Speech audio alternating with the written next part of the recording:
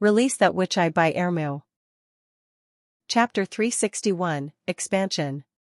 According to the records of Stahl literature, temperature control was the key in large-scale production of nitrifying glycerol because the excessive heat of exothermic reactions was extremely prone to cause the sensitive dynamites to explode. As long as the temperature of the large reaction vessel could be kept constant, the nitrating glycerin could be safely manufactured in batches. However, the ice-water mixture had limited performance in heat absorption, especially when a large amount of heat was released. Its cooling rate was slow while the consumption of itself was fast. Besides, it was very troublesome to produce ice cubes. In light of these, ice cubes were suitable for laboratory tests, but not for the mass production. As the frozen coffin of Agatha could easily produce low temperatures, such as nearly 100 below zero, it was undoubtedly a great way to cool down the container. Roland did not know whether the news was reliable or not, but it didn't stop him from trying one by one. Even in the event of an accident, Nana could always save her life.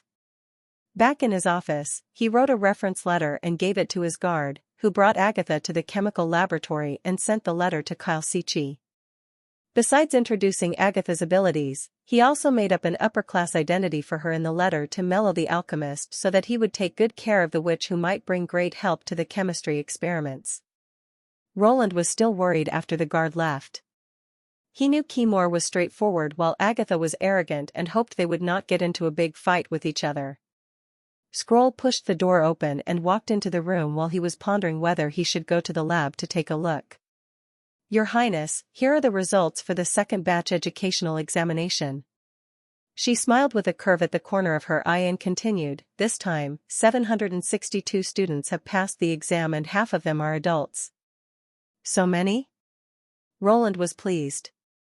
Compared with the first group of more than 50 kids from Carl College, half of the adults graduated this time proved that night school training did work. At the same time, it verified the feasibility of a series of training programs formulated by the Ministry of Education based on different training schedules and durations. Yes, you've been implementing universal education for almost 6 months now, and these students are generally under 25 years old. It's not too difficult for them to master the basic reading and writing skills. It probably has something to do with the characters themselves. It would never be as fast if it was Chinese instead. Roland thought to himself, although he always felt that these earthworm-like characters were awkward. During the initial implementation of universal education, he had no idea how far it would go. After all, it was utterly new to the Kingdom of Grey Castle. In accordance with the principle of encouragement and subsidy, he had been discussing with Scroll for a long time to formulate a set of educational programs for minors and night classes for the workers and make a series of incentives to tempt the workers to study. The result appeared to be really good as of now. Of course, all of these were attributed to the executor Scroll, for she really did a good job in management. Thanks for your hard work. Roland nodded. It's my pleasure to be at your service, Your Highness. She bowed. As she was the eldest witch in the Union, it was hard for Roland to compare her with the young girls like Anna and Lightning. Scroll always gave him a feeling of remaining stable and well-organized. When discussing things, she would both silently listen to his thoughts and brutally point out his mistakes. Sometimes, he even felt like a junior in front of Scroll. Probably, she was born to be a teacher. Roland smiled and shook his head, putting these thoughts aside. Anyway, the long-standing factories could finally be put into use with the new productive forces. Please invite over Berev, he said with great excitement. The city hall director rushed to the castle quickly. As his workload had been increasing since he started building the city, he seemed older now with balder head and more wrinkles on the forehead. But there was not any fatigue on his face, he seemed increasingly energetic instead. Your Highness, are you want to see me for the recruitment matter? He probably had also received the news of the new group of graduates in town and took the initiative to ask. Exactly, Roland nodded. Since the months of demons this year came earlier, Timothy won't be able to disturb the western region. I'd like to scale up the army of Border Town in order to deal with the war next year and increase the number of factory workers at the same time. And the city hall as well. Berev added. After the town is expanded into a city, your territory will be 5 to 6 times bigger. The city hall will need more officers to manage such a vast land. No worries, the prince smiled and said, you're not forgotten. He drew out a piece of paper and said while writing, for the new group of 700 graduates, the city hall will provide 20% of the graduates' jobs, and the acid plant 40%. The rest will be recruited by the steam engine plant and the bicycle plant, with at least 100 allocated to the latter. You may set the salary based on the previous standards, but that for acid factory workers can be a little bit higher. Try to fill all the vacancies quickly. As for the soap and perfume plant, the main tasks were completed by the witches, and the ordinary people will only need to repeat a few simple operations. The workers there don't need to be literate, so there is no need to recruit graduates for them.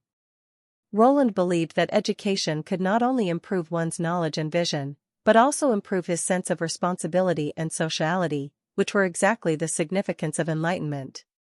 That was why advanced factories required large numbers of elementary educators, who knew their social attributes and the importance of cooperation, altruism and self-discipline better than the illiterate. This was critical to the fine work featuring many complex procedures. Yes, Your Highness. Bhairav replied. How many people does the army need? At least 1,000. Start recruiting from the newly promoted civilians and the refugees from the eastern region. Roland commanded.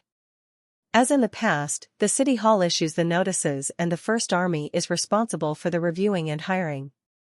1000 head counts? Bhairav startled and said, this is equivalent to the amount of the current headcount of the First Army, Your Highness. If they're equipped with the resources and weapons in accordance with the specifications of the First Army, the cost won't be low. I have taken these into consideration.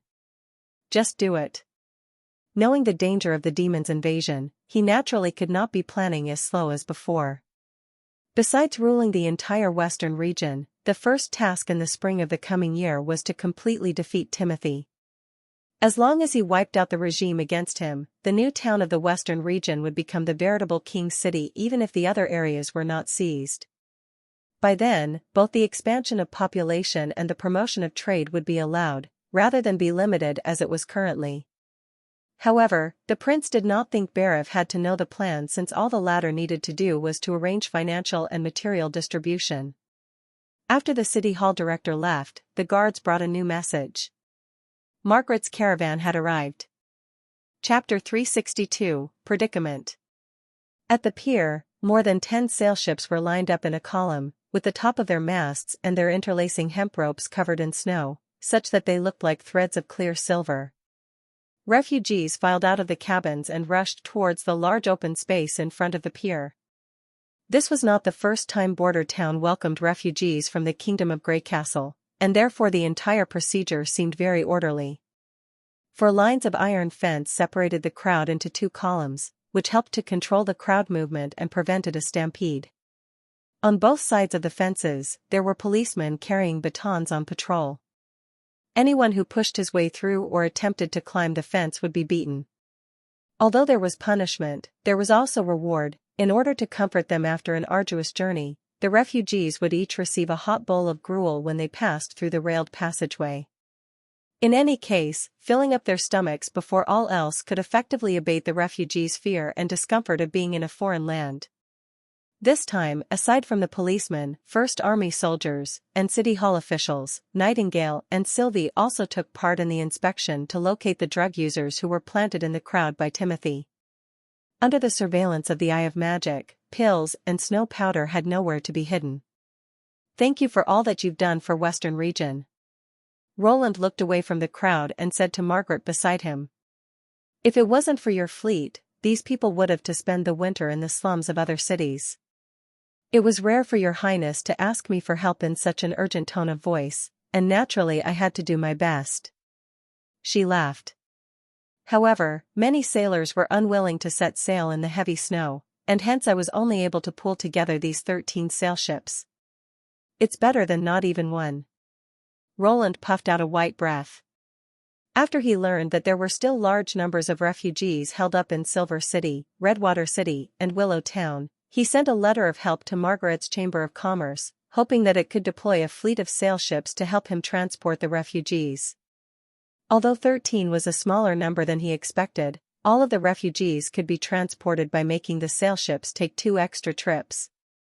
Assuming that each sail ship could accommodate 100 people, and each trip to and fro required an estimated 2 weeks, the 3,000 stranded refugees would take roughly a month and a half to be transported. Because the gold royals brought along by a small platoon of the First Army were insufficient to last for this entire duration, therefore, on the last return journey, the sail ships had to transport food and winter clothing as well. Roland did not wish to see the refugees carry their hopes of a better life on board the ships yet eventually fail to reach the destination. Thanks to lightning, Margaret calculated the transportation costs to be 2 times the normal daily rate. Any other merchant would have considered this to be a foolish transaction, as the transportation costs alone exceeded the value of the goods. On average, it cost 1 gold royal per 2 people, which, according to the current market price, would be enough to purchase several strong and high-quality slaves. Margaret had initially expressed her doubts to Roland, but he was insistent on bringing these people over to the western region. From the moment the refugees stepped on board the ships together with the emissary delegation, they were considered subjects of the western region, and it was in line with his duty to provide them with asylum. Furthermore, in Roland's eyes, the value of these refugees was far greater than that of slaves. After receiving education and training, and eventually given employment, the wealth they would create through their jobs would be immeasurable. Returning back to the reception room of the castle, Roland ordered the kitchen to prepare a hot pottage for Margaret. "Drink this, it'll make your limbs feel much warmer." "Thank you for your kindness." The businesswoman scooped up a spoonful of the soup and sniffed. "There seems to be white liquor in it." "Indeed." He laughed. "In addition, there's also pepper and honey, and the base is chicken soup. Spirit is always an excellent drink to dispel the cold, and when heated with chicken soup, it becomes even more delicious. The other seasonings are added to cover the pungent taste, as well as add flavor and a little spice to the soup, such that even a person who rarely drinks alcohol will find it palatable." Margaret slowly drank the pottage and finished it with a loud burp. "That's great. Every time I'm on the way to your place, I'm filled with anticipation, never knowing what novelty is in store. It's a pity that next year I'll probably be unable to visit you." "Are you referring to a trading opportunity?" Roland subtly caught the meaning in her words. The businesswoman nodded. "Timothy has decreed a ban on saltpeter trade, and therefore, sales are prohibited not only to King City, but also Silver City and Redwater City. Aside from supplying at a low price to the alchemist workshop, the only other customers are the nobility in the city." Roland frowned. "Furthermore, according to a piece of news that I heard from a city hall source, Timothy is planning to blockade the western region. It won't be just saltpeter, but also merchants, which will be stopped at the frontier of Redwater City.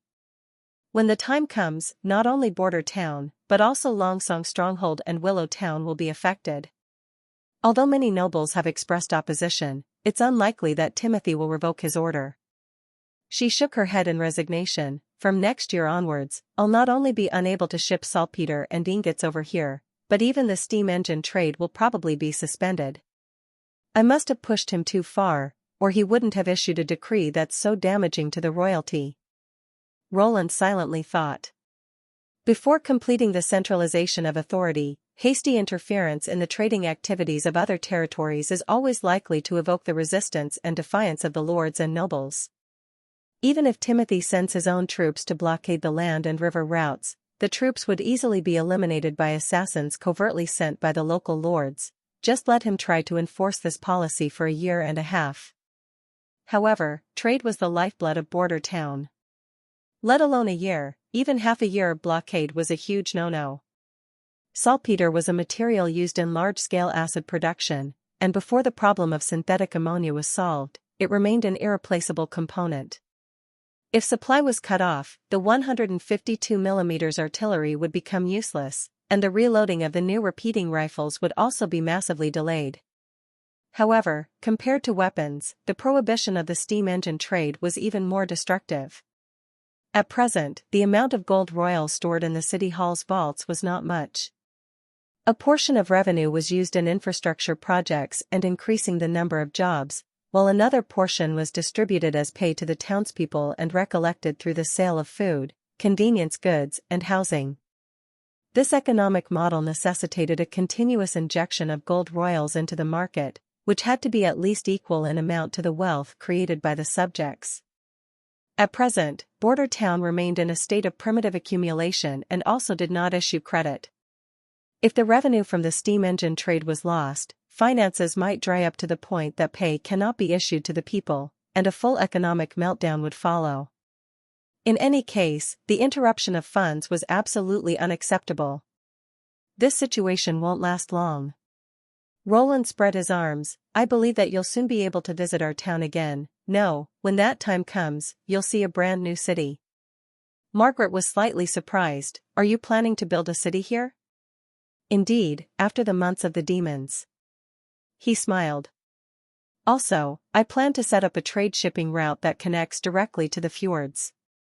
Instead of passing through Seawanshire or Port of Clearwater, it'll set out directly from the western region towards the fjord islands. Will you be interested to participate in this? Chapter 363, New Trading Route. Setting out from the western region? Margaret asked curiously. I didn't know that there's a good harbor that leads to the sea here. There isn't yet, but we can build one. Her eyes widened. Your Highness, are you serious?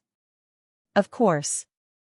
By next spring, we should be able to begin the construction. Roland smiled and said. In this era, harbors were, without exception, natural. Construction projects which required transforming the natural landscape, such as man-made harbors, were practically impossible. However, now that he had obtained Tilly's full support, he simply had to wait until the housing construction in Sleeping Island was completed, after which Lotus would come back to the western region, and furthermore, the crisis caused by the demonic beast should have subsided by then. It would then be a suitable time to start work on the harbor. He stood up and pointed to a map that was hung behind him.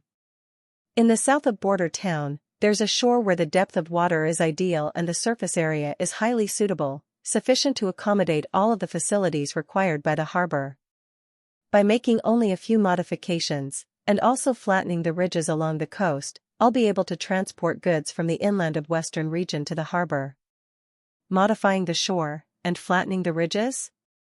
Why is it that when you speak of these astonishing plans, I seem to get the impression that they are not difficult at all? Margaret said with interest. However, do you have a merchant fleet? You should know that sea ships and inland river ships are very different. At the moment, no. Roland spread his hands. This is also one of the reasons why I hope that you'll participate. I'll provide the ships? And also be responsible for shipping and selling, he added, while Western Region will only provide the goods. This was equivalent to possessing the exclusive dealership in the fjord region, and with her experience, Margaret could smell the potential profits.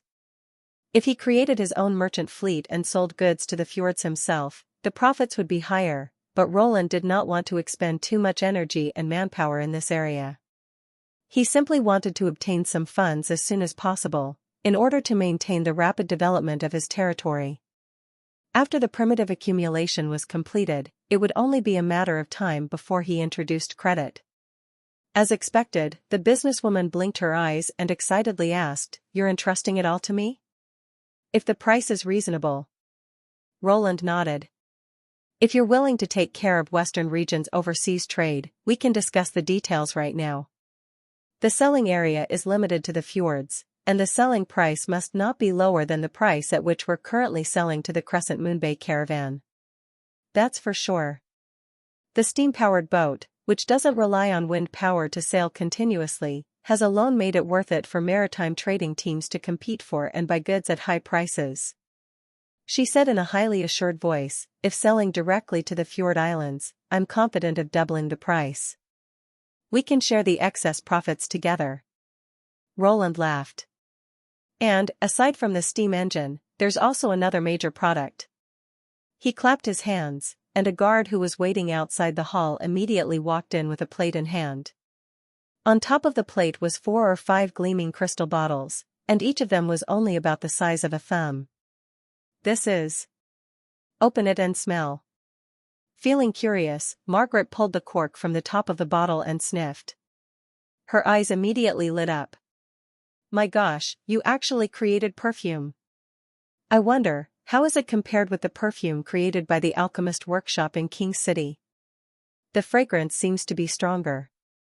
She raised up and scrutinized the bottle, seeming very fond of it. Was this manufactured by the alchemist workshop in Border Town? More or less. Roland also took a bottle and placed it in his palm. In accordance with his demands, the perfume bottles were made by firing crystals of excellent transparency, and each of them had the same hexagonal prism shape. By spinning the bottle gently under light, the perfume inside the bottle would change into various shades of color, and looked extremely aesthetically pleasing. If the sales concept of later generations was anything to go by, exquisite packaging could greatly increase the quality of the product itself. As the perfume served as the hit product to open up the fjord's market, he naturally took great care with every aspect. Compared to the steam engine, the perfume could be described as real low-cost goods. When Evelyn realized that the spiciest white liquor was also a type of liquor, she started to continually produce liquors with very high concentrations and even skipped the final step of distillation. As for roses and other flowers with unique smells, they were made into various oil products by leaf. By mashing only 2 or 3 stalks of flowers, it produced sufficient fragrance to fill a bottle of liquor. If you like, I'll give these few bottles to you. He placed the perfume back on the plate. Really? Margaret smiled, then I shall not be courteous. I heard that this thing can be sold in the fjords at a high price. You should know, the alchemist workshop in King City sells only a very limited stock of perfumes every year. The 1,000 or so bottles don't come anywhere close to fulfilling the demand. In fact, of the perfumes sold in other regions, a large portion is bought by maritime merchants and resold in the fjords. Margaret paused after she said this. I wonder, how many bottles of perfume can your alchemist workshop produce a year? If there's sufficient material, it should be approximately 10 times the amount produced by the alchemist workshop in King City. Roland deliberately downplayed the actual figure. He did not want to sell this highly profitable good as if it was cabbage, or earn only 4,000 or 5,000 gold pieces a year. Along with the steam engine, the perfume served as his hit product, and Roland hoped that it would be able to bring back a similar profit. The businesswoman remained silent for a long while before she heaved. Your territory is truly full of the unexpected. So, does that mean you're willing to manage the sales of these goods? Of course, Your Highness. She stood up and bowed to Roland. I find this to be a rare opportunity. After a general agreement was reached, the specific details and contractual terms were handed over to Barif to negotiate. Roland returned to his office and prepared to write a letter to Theo, who was hiding in King City. Whether to initiate an attack and overthrow Timothy, or to open up a new trading route, a fine balancing act was required. Roland did not want to put all his eggs in one basket. He hoped that even if the attack failed, he could continue to obtain saltpeter. And the way to do this was self-production. In the letter, aside from mentioning his intention to attack, he made a point to encourage Theo to contact the niter plants in the surrounding areas of King City and purchase a batch of niter workers to send to Western region. This year, life was certainly not rosy for saltpeter merchants. Apart from prohibiting exports, Timothy also forced the merchants to sell at a low price to Alchemist Workshop. As a result, the profits of saltpeter fields naturally sank. Roland believed that as long as the pay was good enough, it would not be a problem to obtain entire factories' worth of workers. The principle of saltpeter production was not complicated. At present, the population of Border Town was continually increasing, and could already satisfy the large amount of feces required by the saltpeter fields. All of the conditions for self-production were fully met. Before defeating Timothy, this was undoubtedly one of the most stable guarantees. Chapter 364, Double Image. Translator, Mess/Transen Editor. The snow outside was becoming heavier again.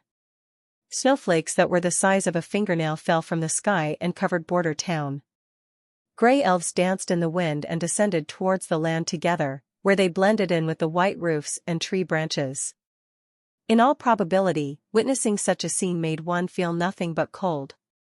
Yet, the more it was so, the warmer Tilly felt. She leant back on her deck chair, with half of her body covered by a soft woolen blanket, and her legs extended towards a fire barrel. This convenient device for warming oneself was invented by Roland. A charcoal brazier was placed inside a square barrel, which was arranged in line with a chair separated by a horizontal wooden plank. It was different to a blazing bonfire, which could cause burns if one got too close, yet did not provide much heat if one was far away. By placing one's feet on the wooden plank, one could safely enjoy the warmth of the charcoal fire from a close distance. And by additionally tucking into a blanket, one's entire body would feel warm. The swirling snow outside the window accentuated the coziness of indoors, and the sense of bliss created by this contrast was deeply memorable. She had to say that the treatment that the witches received in Border Town was completely different from 1 year ago. Understandably, the witches did not wish to leave, as even she herself was immensely enjoying the stay. Apart from her, Anna and Agatha were also staying in the room. This was originally Anna's bedroom, and whenever there was a rare downtime, Tilly would bring her books to the room and seek advice from Anna for things she did not understand. At first, there were only the two of them, but now, there was also an ancient witch who had awakened from the ruins. Anna simply moved the fire barrel from beside the table to an empty space in the room and asked Roland to install 2 more deck chairs. The 3 of them sat around the fire barrel with their legs resting on each other, and together they learned eye-opening and arcane knowledge. Of course, most of the time, Tilly and Agatha asked questions while Anna answered. It's hard to believe that a book like this could be written by a mortal. Agatha closed the cover of Natural Science Theoretical Foundation, and inhaled deeply. The more I read, the more I realize that the world is the way it is. Amidst the mass chaos there are hidden rules, and everything operates according to the same rules. If he was born in Tequila, the Union would certainly accept him as a member, and there's a chance that he'll possess the same status as a senior witch. At first, she asked many questions regarding the book's contents, but through Anna's detailed explanations, Agatha's attitude towards Roland changed significantly. However, Tilly believed that this change was only directed towards Roland, while together, they continued to see other mortals as extremely dull and stupid. As she thought of this, Tilly sighed uncontrollably. Only she knew that all of this knowledge did not originate from Roland Wimbledon but another person who suddenly appeared in his mind. Through these few days of contact, as well as Sylvie's supporting evidence, Tilly was able to confirm this explanation.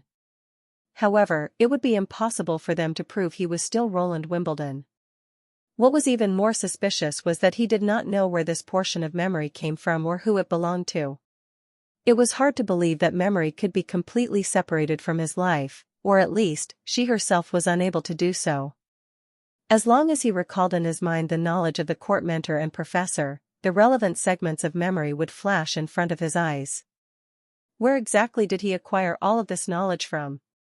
Agatha sighed and said, I had thought that the mortal's research has been extensive, but after these few days of observation, it seems that there's not much difference from 400 years ago, and perhaps even a little behind. I don't know either. Tilly shrugged. In any case, the knowledge couldn't have been acquired in the palace. How was he like in the past? This question made Anna raise her head. In the past, Tilly hesitated for a moment. He was arrogant, cowardly, bigoted, ignorant, unskilled, and terrible. His only merit was probably that he didn't make use of his status as a prince to commit any atrocious act. Oh, so, he was equal to other mortals? No. Even among mortals, he was considered a terrible fella. She said, grumbling, though he improved after coming here, it's still never clear what he's thinking. He would always hold back his words and yet wanted people to trust him. How is that possible? The room suddenly quietened. What's the matter? Tilly sensed something odd in the other two's eyes. No. Nothing. Anna smiled with her mouth closed. This is the first time I've heard you speak about this. Damn, she only now realized that she had spoken too much. This kind of complaint shouldn't be coming from an ally.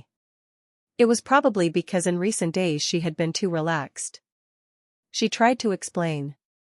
What I mean is, it's okay, His Highness wouldn't care. Anna shook her head and laughed. He probably has his own reasons. Roland, Tilly hesitated briefly and asked, didn't mention these to you before? No, Anna said casually, I haven't asked him either. If he wanted to talk about it, he would. Indeed, Tilly sighed in mind. The first time that Anna met the prince, he was already a changed person, and hence it was meaningless to consider this question. From what you said, he was a totally different person in the past. Agatha asked with interest. There used to be a saying in the Quest Society that the more uncommon a person is, the more distinct quirks he has. Perhaps this kind of change is a normal occurrence. While in the palace, did Roland howl at the moon, or spend a long time staring and gesturing at the wall? What kind of quirks are these? Tilly could not help but shake her head. Apart from being a little eccentric in the way he did things, he was no different from ordinary people. However, I heard people mention that once during a court lesson, he publicly exclaimed that he would marry a witch, and probably because of these words, Gerald and Timothy constantly picked on him in the name of purifying the devil's minions, while his own father was also unhappy with the behavior.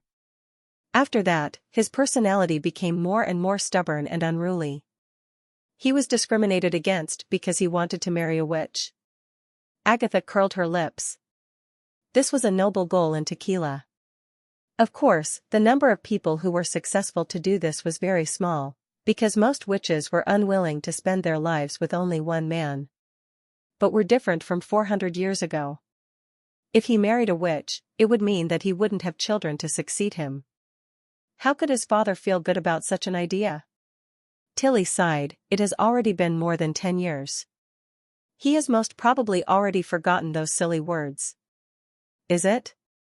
Anna spoke suddenly, but now he's still willing to marry a witch.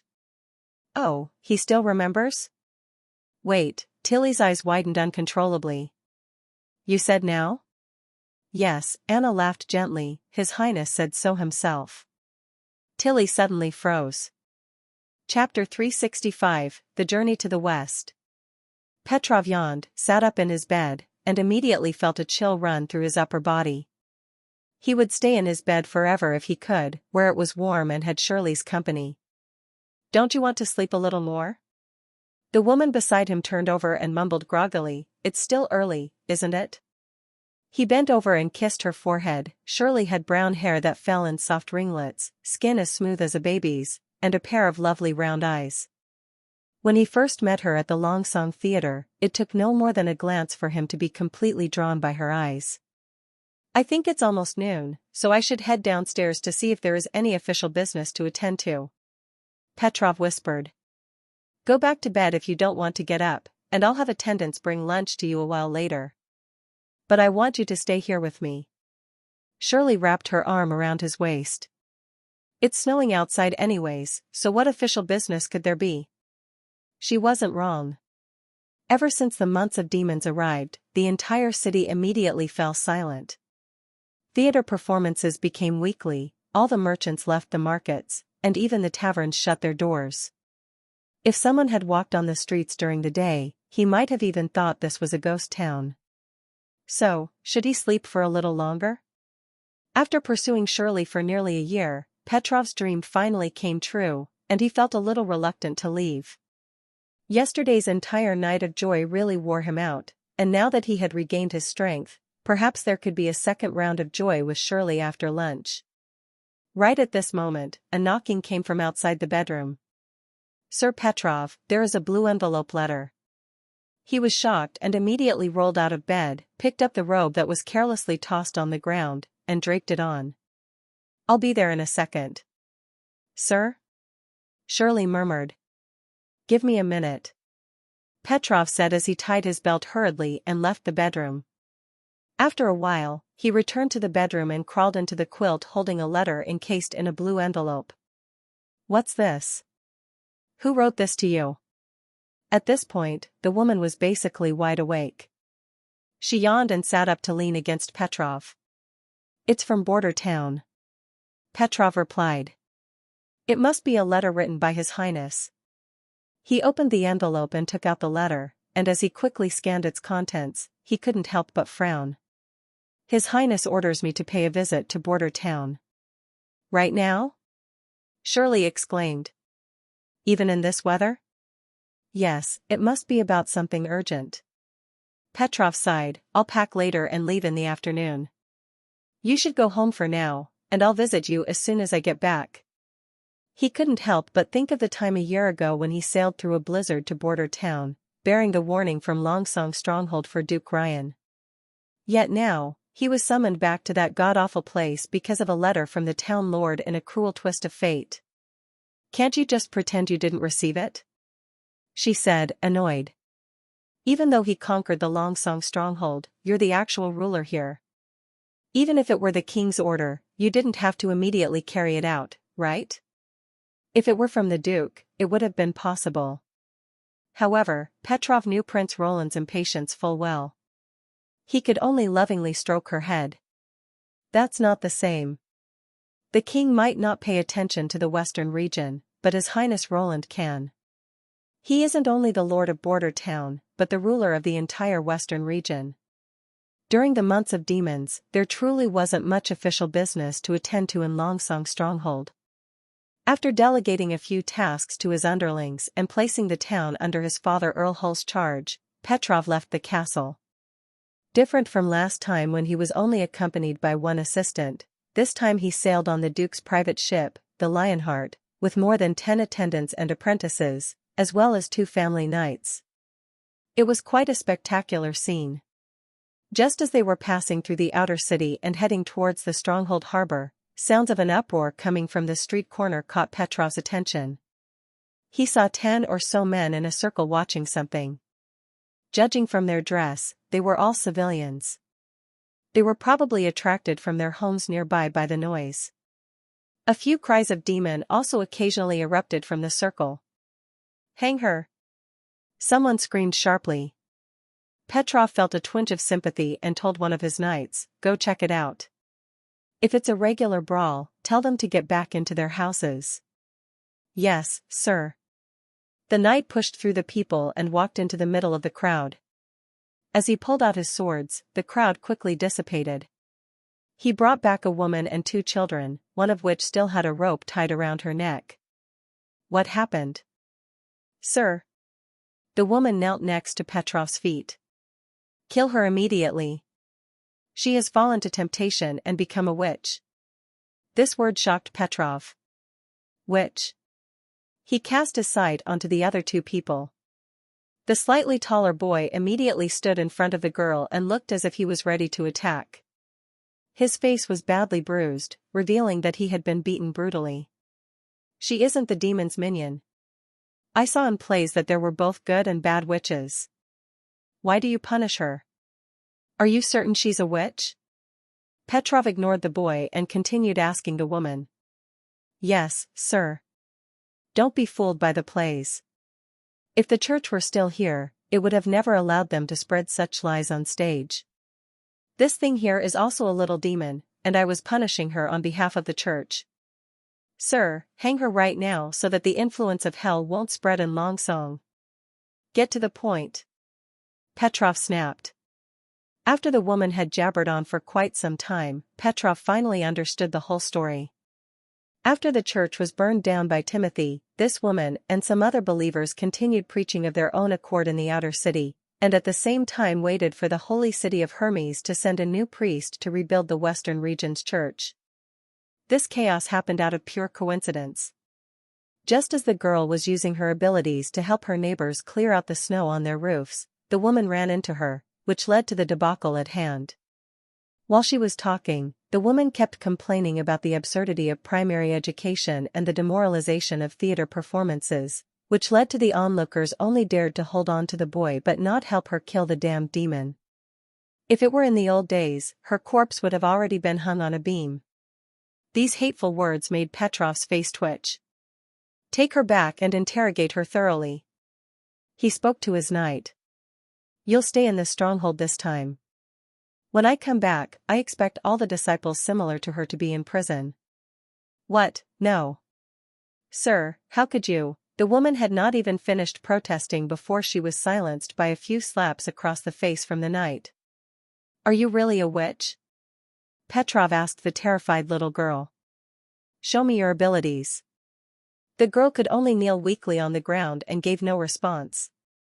Petrov shook his head, raised his voice, and repeated, if you can prove that you are really a witch, I'll let you go.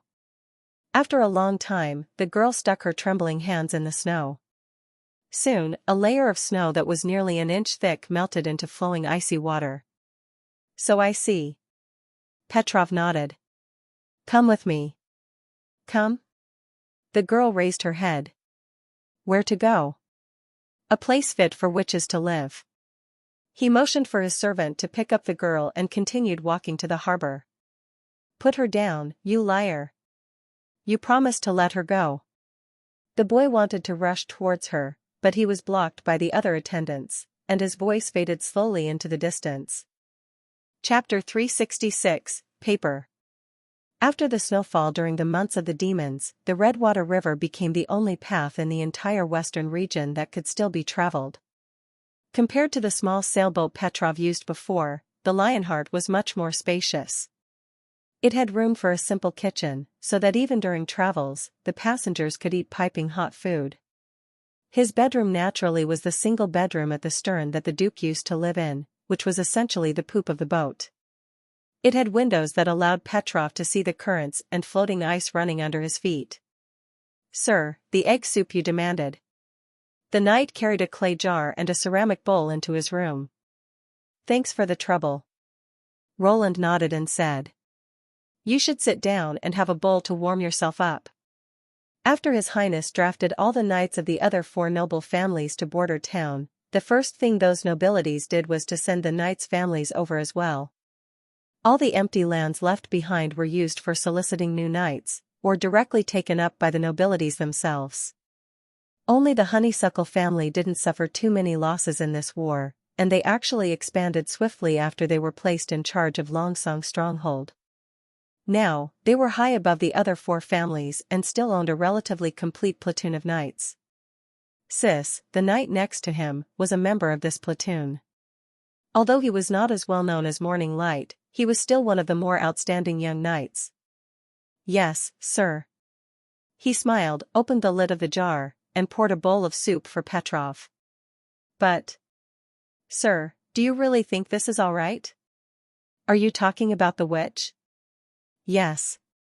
Even though the church was burned down, it's pretty easy to rebuild it, and the church will surely return to the western region someday.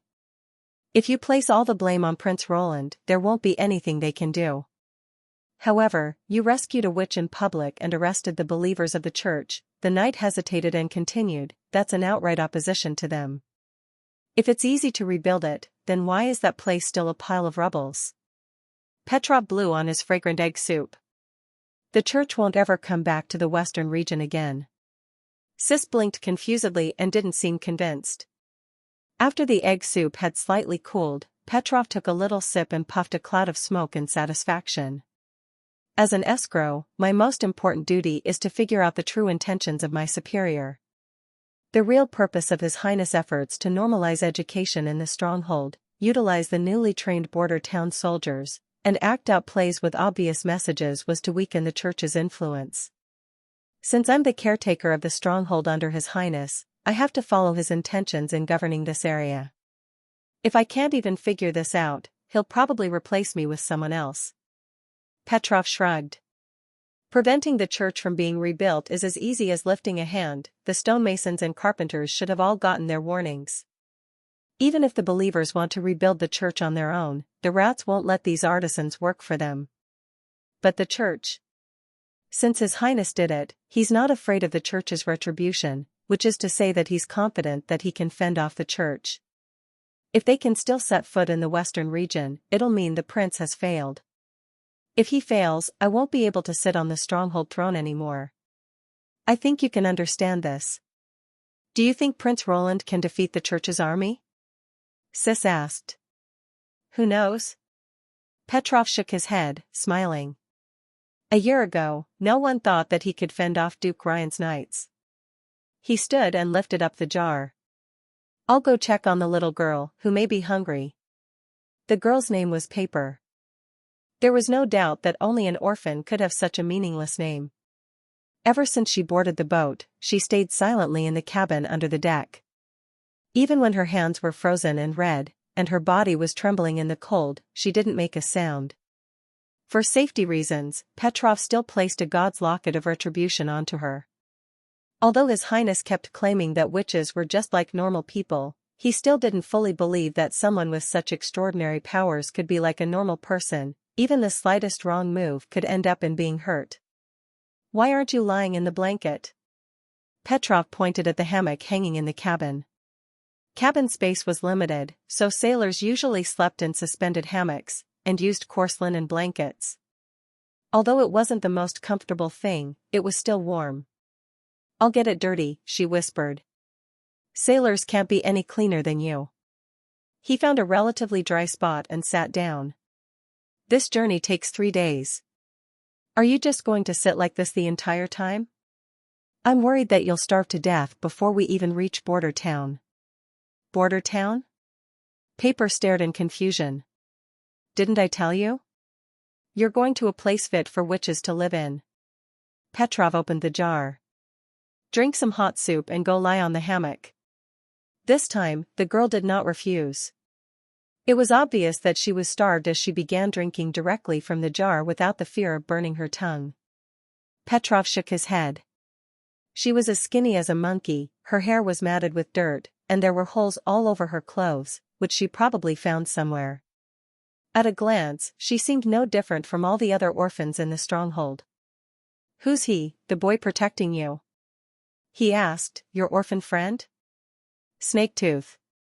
He often brought us food to eat. Paper swallowed the soup, stuck out her tongue, and mumbled. If I go with you, you won't arrest him, right? He's not a witch. Of course, Petrov said expressionlessly. He isn't important. The phrase often brought us food to eat slightly surprised him. There were few people like that boy in the slums. Usually, a lack of food pushed people to steal from each other. People who were already struggling to survive rarely had the energy to worry about others. And the name Snaketooth sounded a bit like a rat. At that thought, he couldn't help but ask, you said were there other witches besides you? No. Paper shook her head. All of the others were just orphans. This relieved Petrov a little. So what was that old bat talking about when she said you were using your abilities to clear snow? This the first time I've heard about a witch who used her abilities in public. It was Snaketooth's idea. He said that I could help the residents clear the snow on their roofs in exchange for food, so no one would go hungry. The theater puts on stories about witches all the time, so no one is afraid of witches now. As long as I'm willing to do it, he can negotiate with the adults. It is that so? Petrov thought, the corners of his mouth curling into a smirk. This kid is quite interesting.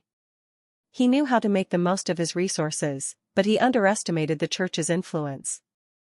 Then, he asked, so, did you get food in exchange? Paper bowed her head. I cleaned 3 roofs. One family chased me away, while the other 2 gave me half a loaf of bread and a pancake. However, when I got to the 4th, she met that hateful old woman. Petrov patted her head. Get some rest when you're done drinking. I'll send someone to get you when it's dinner time. 3 days later, the Lionheart arrived in the harbor of Border Town. Chapter 367, The First Step to Building the City. Petrov stepped out of his cabin and was surprised that he was not greeted with the smell of rotting wood. There was a newly built bridge next to the boat, and the harbor had doubled in size and thudded instead of creaking when stepped on. He could tell that the planks had been laid sturdily and that the material was of great quality. After leaving the harbor, a few uniformed guards immediately walked over. The leader of the group gave the family crest hanging on the Lionheart's flagpole and once over and asked, Are you Sir Hull of the Honeysuckle family? Yes. Petrov nodded, feeling quite important. I am Petrov Hull, and I came here at His Highness' invitation. Lord Iron Axe has already told us about you. Please come with me. The guard waved his hand. We're walking? Petrov was shocked. Yes. All the stables have been demolished, the guard smiled apologetically and said. Don't worry. The town roads are in great condition. Petrov soon understood what the guard meant by great condition. The road was smooth and wide, and all the snow had been cleared so that there were barely even any puddles. It seemed to be paved with many little black stones that had tiny spaces between them and glistened with moisture. Furthermore, what surprised Petrov the most was that this wasn't the only road like this. There was an intersection every 100 steps. The roads were so straight and symmetrical that they seemed to be drawn on paper. During the half-hour walk, he didn't see a single bit of mud.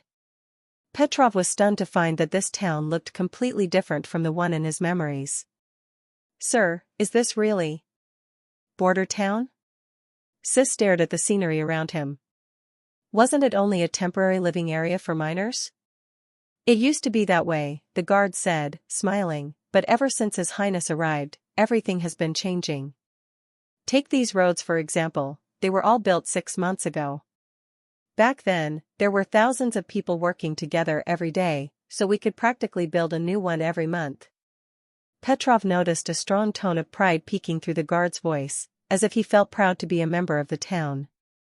But, this was so unbelievable. Neat rows of trees bordered every road, which he imagined to form a beautiful canopy of leaves to block out the scorching sun in summer.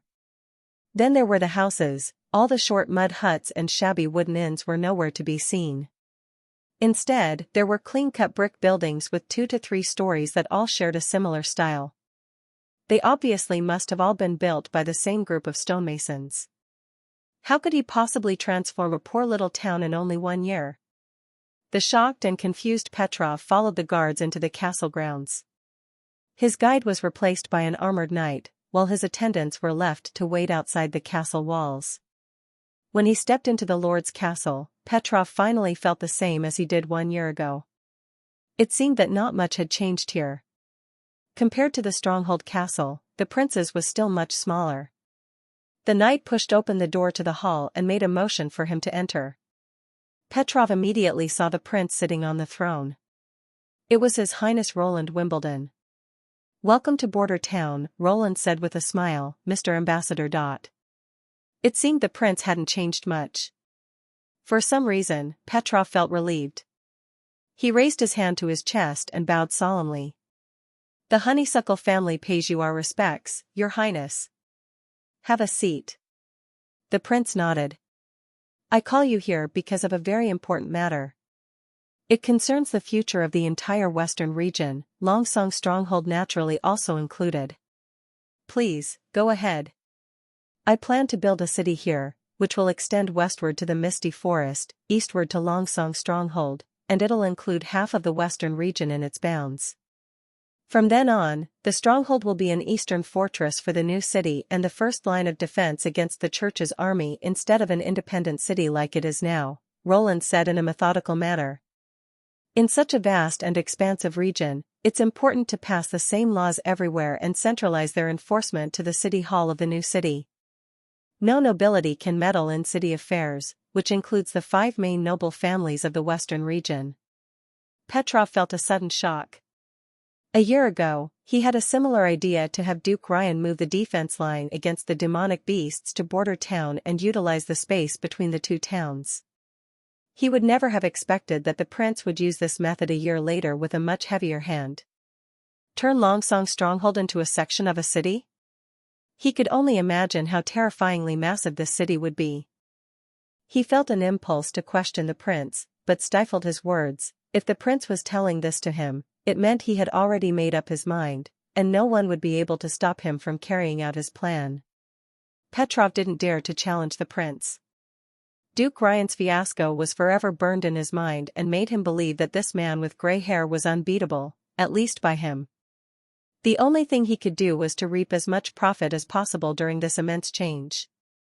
You said that the 5 noble families can't meddle in city affairs, so how can the Honeysuckle family continue to serve you? The prince was silent for such a long time that Petrov began to feel uneasy. Then, he chuckled and said, "You've really surprised me, Mr. Ambassador. Both your asking to ransom the stronghold and your positive attitude right now are wise and calculated decisions that are rarely seen made by nobles." After a few words of praise, his smile faded, and he said seriously, "As long as the honeysuckle family is willing to accept my rule, you can continue to assist me to govern the Longsong region. Both my father and I will always do as you wish." "I'm not talking about individuals, I'm talking about the whole area," Roland interrupted. "From now on, the nobilities under my rule will have the ownership of their land, but not the right to govern it, whether it is regarding the law enforcement, or other policies. They'll all have to defer to the decrees of the city hall." Petrov hesitated. "Land can still be passed on through family lineage, just like titles. Any industries that your family conducts, such as farming or craftsmanship, will also belong to the honeysuckles along with your land. That's your indisputable right, and I promise you my blessing. Aside from governing rights, nothing will change about the land you own. It might even flourish under new policies." The prince continued. "Of course, you can also choose to return to your land and continue to live as a feudal lord. However, when I finish building my new city and begin expanding, any land I conquer won't belong to its original owner anymore." Chapter 368, Filling in the Gaps. "Do you really think he'll agree?" asked Nightingale after Petrov left, whispering into Roland's ear. "I'm not sure. In addition, even if he does, he'll still need to persuade Count Hull for it to be of any use," said Roland as he took a sip of his hot tea. "If his father still insists on his position as a noble, then there'll be nothing we can do." "You can't bear to see him go, can you?" she teased. "Of course not." Roland pursed his lips. "As a noble, he's both intelligent and humble, as well as having a penchant for managing commerce. As long as he studies in Longsong Stronghold for a year or two, he'll definitely become an incapable government official. If he manages to persuade Count Hull, you'll really hand the royal capital over for him to govern?" "If I manage to conquer Grey Castle, the capital will naturally need to be moved elsewhere. In addition, cities that are far from the western region will need to be managed by officials sent from the west. As such, the terms I laid out may have sounded fantastical but were nevertheless legitimate." Towards the end of his conversation with Petrov, Roland informed him that from henceforth, he would not appoint any nobles. In fact, after consolidating Grey Castle, he planned on establishing a brand new model for society throughout the kingdom based on that of Border Town. He planned to consolidate and create a central government with a single word of law and judicial policy. Should Petrov decide to stay, Longsong Stronghold would be far from his final destination. Be it a mayor of a major city or chief bureaucrat of the new central government, neither was impossible for him. As for how far he'll go in reality, it'll be up to none other than himself. Roland sincerely hoped that Petrov would understand his implications and anticipations from the conversation just now. "All right then, it's not as if I understand these things anyway." Nightingale patted his shoulder and continued, "In any case, the new witch is coming over soon. It's best if you go elsewhere for a while." "You're going to question her by yourself?" "I'll call Wendy over." The sound of her laughter rang out beside him. "She's better at these things than I am." The Witches' Union for the Sake of Safety, a cause mainly championed by Scroll, had established a rule: prior to any further interactions with an unknown witch, their identity had to first be confirmed by Nightingale. Doing this required her to enter her mist, and therefore also take off the god's stone of retaliation. Thus, it was best if Roland was not present, lest the outsider revolted and anything unexpected happened. Scroll even managed to come up with a series of 10 questions specifically to determine one's identity, such as where are you from, what is your real name, do you recognize the prince, do you hold any hostile intentions towards the prince, etc. Since Nightingale could only determine the veracity of someone's statements based on the target's own beliefs, this battery of true/false questions aimed to establish the target's true intentions without leaving any loopholes. Even if they could deceive her once or twice, there was no way they could pass every single question. Roland didn't know whether to laugh or cry when this was brought up, but in consideration of the witch's good intentions, he could only go along with this plan. After leaving the main hall, he returned to his office and immediately sent for City Hall Director Barev. After reading Petrov's report on the discovery of new witches in Longsong Stronghold, Roland realized his oversight. Though he had sent Anna onto the ceremonial award stage and acknowledged the existence of witches in Border Town, no official decree ever explained their status and how they should be treated. Thus, Border Town might very well have a similar situation as the Stronghold, where a witch would hide herself upon awakening and lie unknown instead of revealing her talents. The second Barev stepped into the room, Roland immediately ordered, "I'm declaring a long-term recruitment drive, and the details are on this paper here." Barev received the draft and took a cursory glance. "Your Majesty, you mean to recruit witches at a monthly salary of an entire gold royal each?" "That's right," Roland nodded. "This is also the Witches' Union's standard salary." A monthly salary of 1 gold royal in this era was for only the most prestigious of positions. Border Town's average salary and standard of living were already well beyond those of other cities, with the highest paid being the workers in the acid manufacturing plant at 20 silver royals. Yet, this new decree set the witches' wage at 5 times the current highest, cementing their position in society. "Since you want to recruit more witches, why not send people to search for them?" asked Barev, "the same way you had the citizens report spies. After all, their eyes see more truth than anyone else's. Even my director has learned to fight the people's war."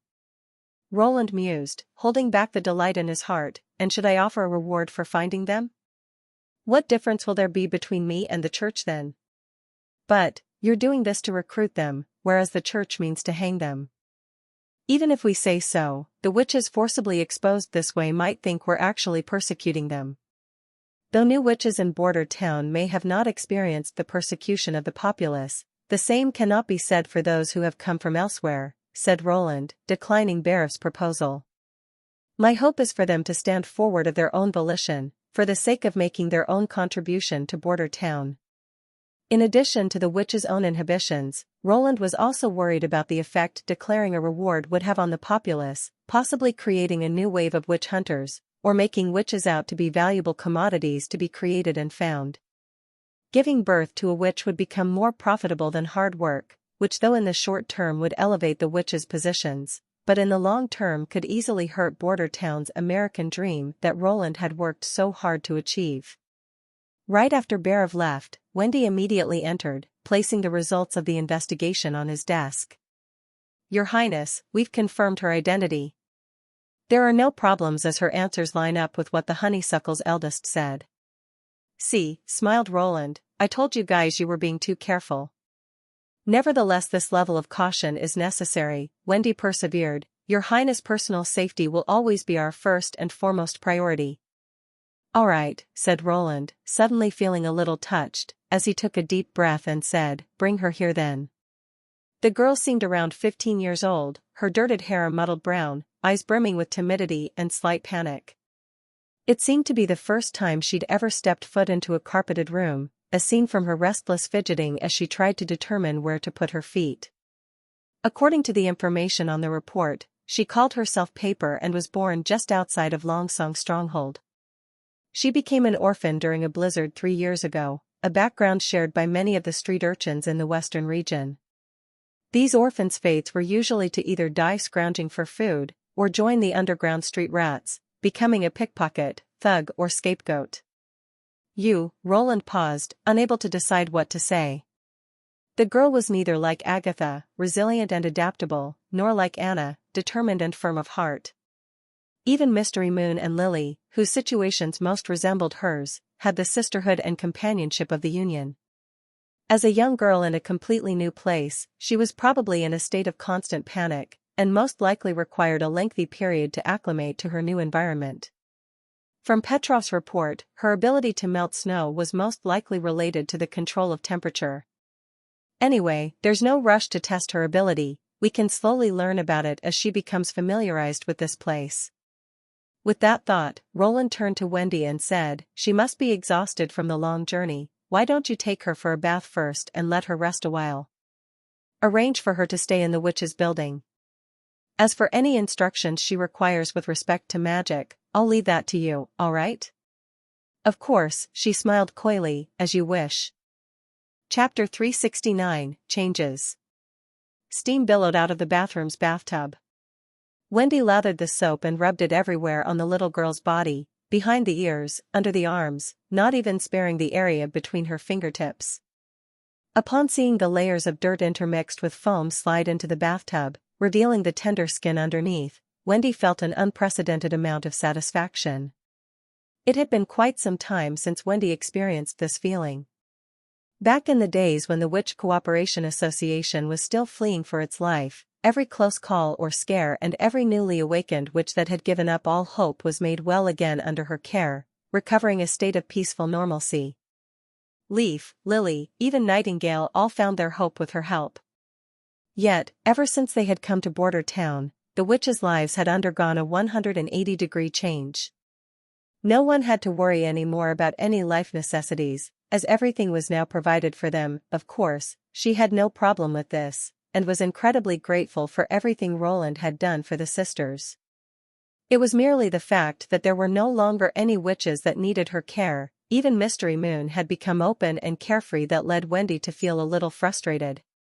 Now, she finally once again had the opportunity to feel the joy of being a big sister.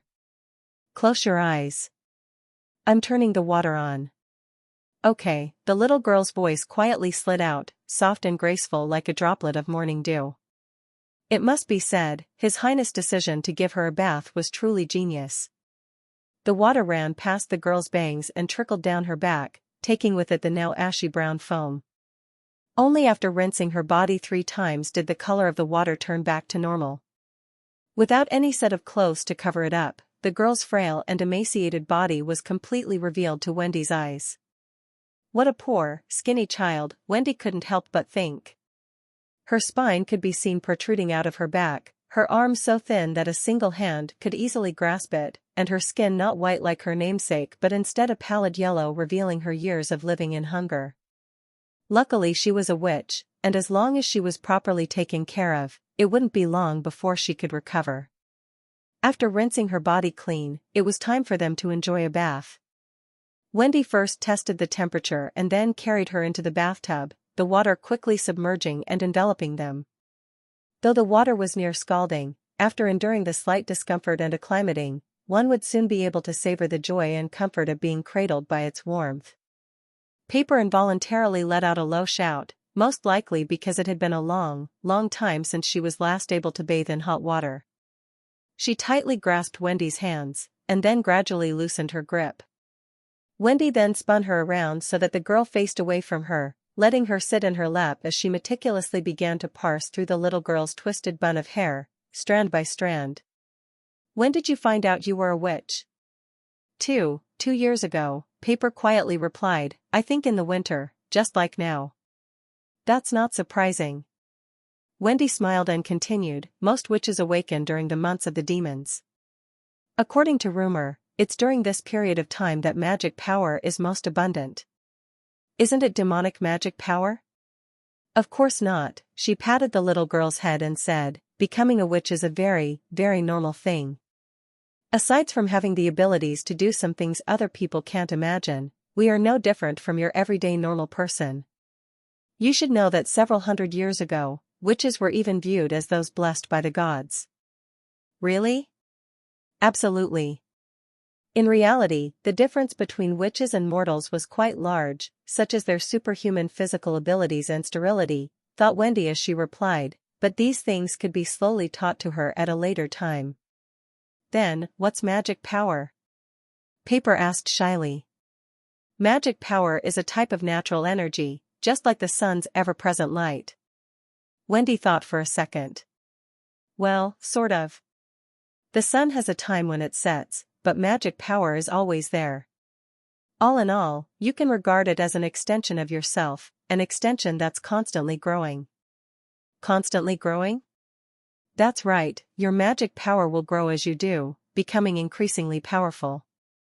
In order to accommodate its growth, you must also increase the limits of your own body. Otherwise there will be a backlash. Wendy meticulously explained, the church abused this very fact, claiming that witches were being devoured by the energy of the devil when in reality it couldn't be further from the truth. As long as you continuously practice your control of your powers, even if your magic power grows, there will be no need to worry about it harming your body. If you awakened 2 years ago, you must have already experienced a day of awakening already. Back then, it must have hurt a lot. Paper gently nodded her head. Worry not though, now that you've arrived in Border Town, everything will be better. Wendy tenderly consoled her. As long as you make the most of this time and practice, this year's day of awakening will be quick and painless. Just as she was about to continue, the door to the bath was shoved open, revealing Lily running in with a towel in her hand. I heard there was a new sister? Where? Where? Mystery Moon's so anxious to see her. It's obviously you who's anxious. Mystery Moon, dragged all the way here by Lily, shot her a glare. Why take a shower now? What if we have to use our abilities this afternoon? Don't worry, there's no harm in resting for a day. His Highness probably won't need you for anything, after all, you're not Miss Anna. You traitor. Upon seeing the two barge in, Paper quickly shrunk her neck, the bottom half of her head submerging itself into the water. Oh, so this is the new witch? Lily climbed to the edge of the bathtub and looked at Paper, eyes brimming with curiosity. You look around the same age as me, but you can still call me Big Sister. Why would she call you Big Sister if she's around the same age as you? Mystery Moon noisily interjected. And how come you've never called me that? They're both witches of Border Town, Wendy introduced with a smile. You may think they are open, but when they first arrived here, they were both just like you, especially Mystery Moon. She wasn't much braver than you, always speaking with a very quiet and soft little voice. Ahem. I was just worried His Highness would look down on me for having such weak magic power. Mystery Moon mumbled to herself. His Highness has told me several times, your power has incredibly unexplored potential. Wendy shook her head. As long as you finish reading and learning elementary physics, it might evolve into something surpassing your wildest dreams. Forget the books. She doesn't even understand all the words yet. She barely even passed the last examination. Lily interjected, shrugging her shoulders.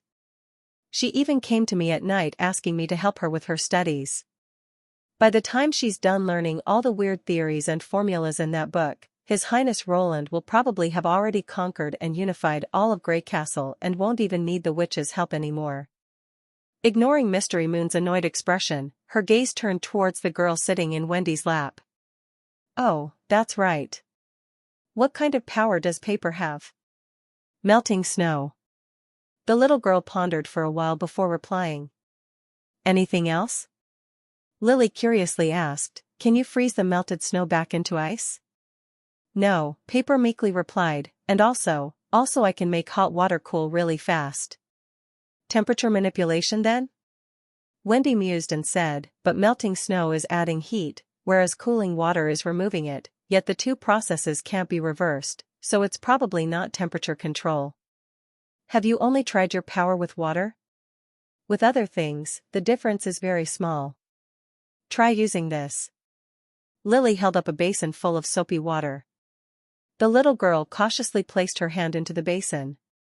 Very soon, the steaming hot water began to cool. Then, before everyone's eyes, a change occurred in the murky soap water. The soap bubbles on the surface began to disappear, the white kernels of soap also vanished into thin air, and the basin was once again filled with pristine, clear water. Chapter 370, Rhythm. 3 days later, Roland received an affirmative answer from the eldest son of the Honeysuckle family. I'm willing to continue serving you, and so is the Honeysuckle family, he said, bowing his head. I'll convince my father, he's a little different from the other families. Is that so? Roland suddenly felt quite cheerful. That's great to hear. In the past few days, I've witnessed all the extraordinary changes that have taken place in your town, and I realized that this was the city I wished for all along, Petrov confessed. If the Honeysuckle family can flourish like this, father won't mind merging with the new city. This struck a chord in the prince's heart. He originally only had 2 reasons for bringing Petrov here. The first was that it was more sincere to share such momentous news with Petrov in person, and the other was to observe his attitude towards the decree. Roland never imagined that Petrov would react this well. Roland nodded and said, "Of course. In time, every inch of land in the kingdom of Grey Castle will be home to the people.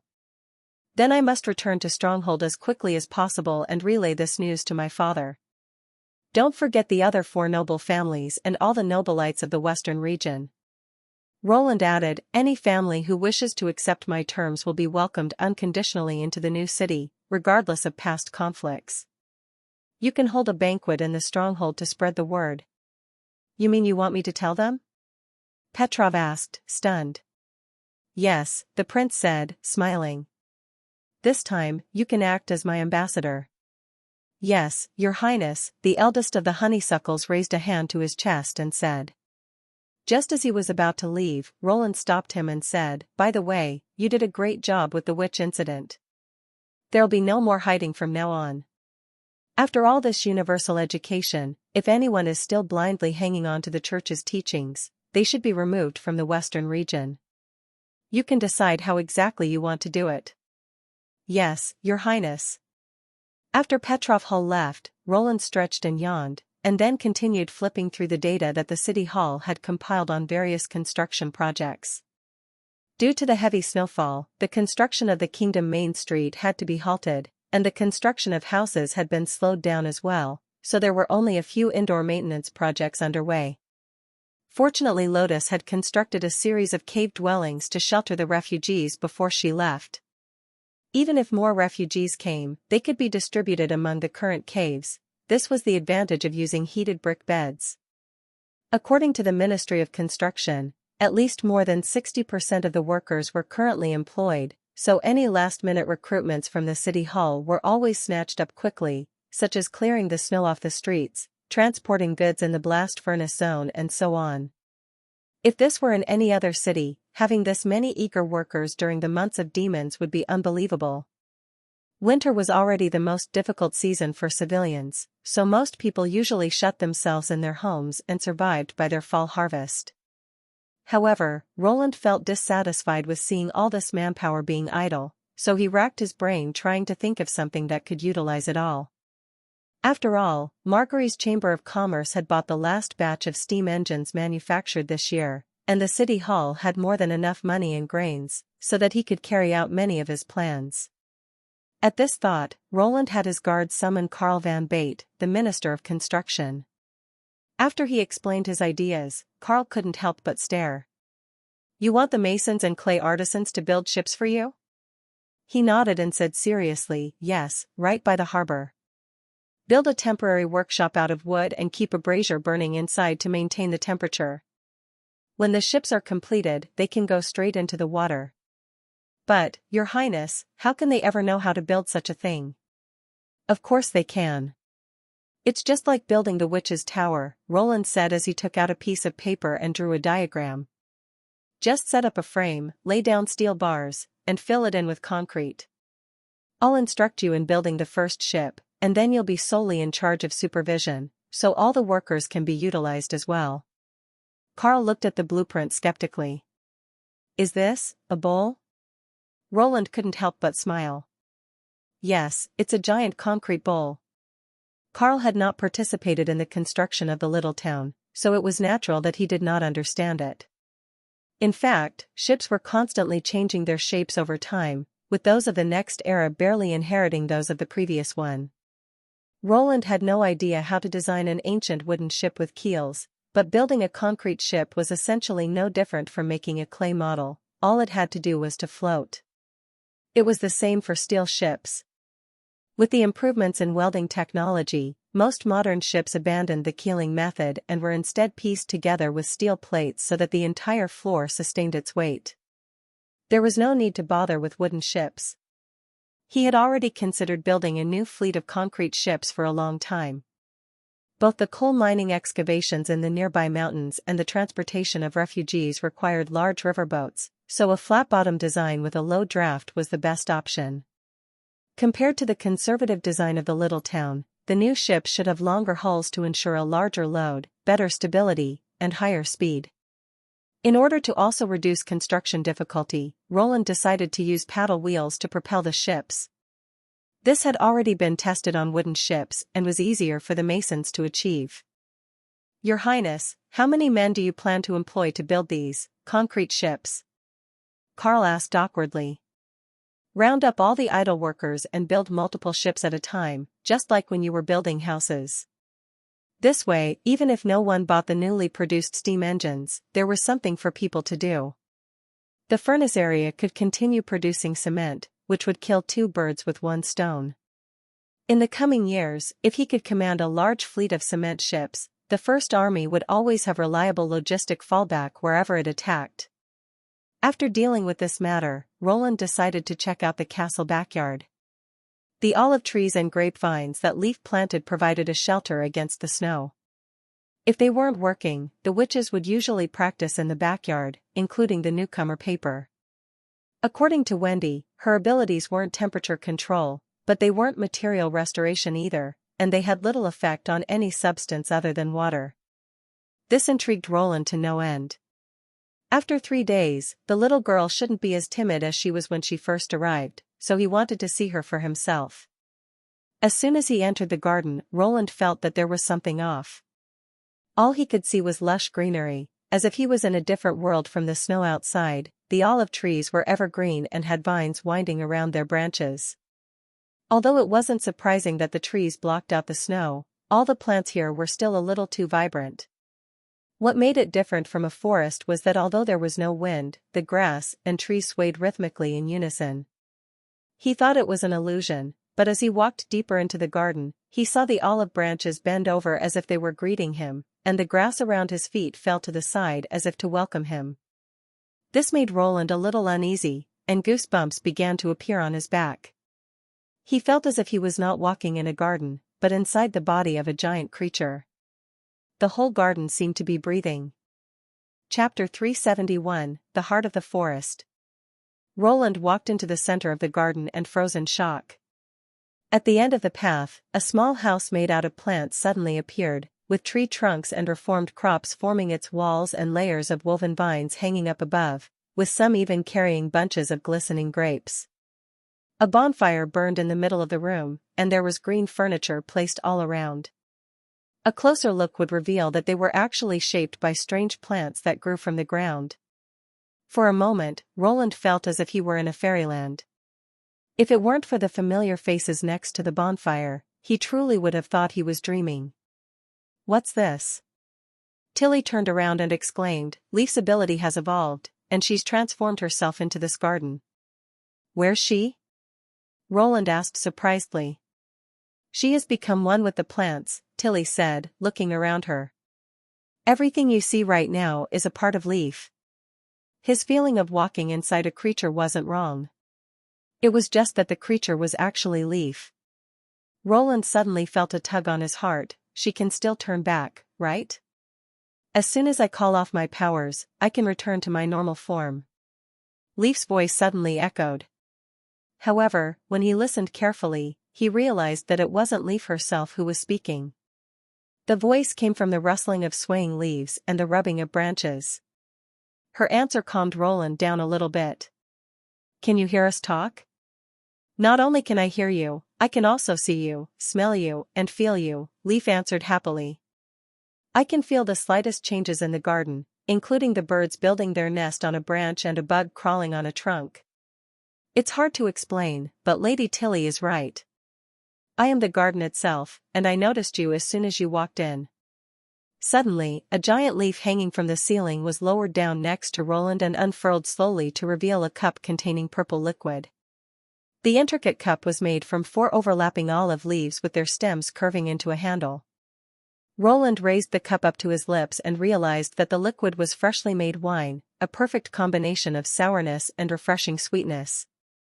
Clearly, both the wine and its container came from this garden. Roland downed Leaf's toast, walked up to the bonfire, and sat excitedly on a plant chair. Its frame was made of rough branches, and its seat and back were covered with a heavy layer of wheat leaves. Sitting in it was like sinking into a soft couch. Next to the bonfire stood a grill, where Andrea was roasting apples and corn for everyone. These foods were undoubtedly also taken directly from the garden. How did you manage to do all this? The prince looked up and asked. I don't really know either, the voice answered immediately.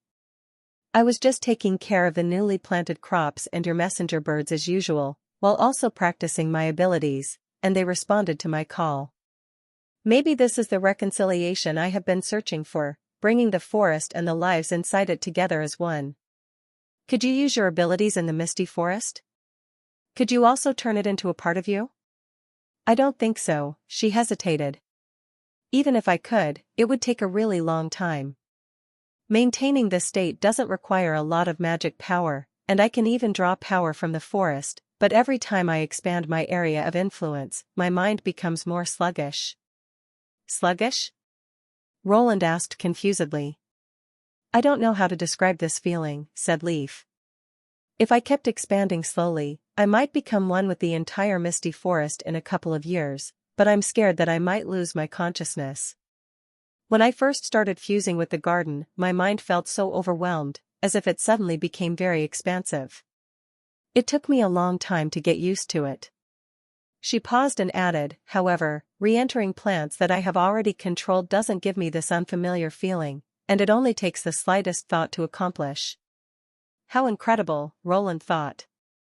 Compared to Anna and Lily's microevolution, Leaf's new abilities were a breakthrough in macroevolution. If she could one day control the entire misty forest, not a single move of our enemies would escape her.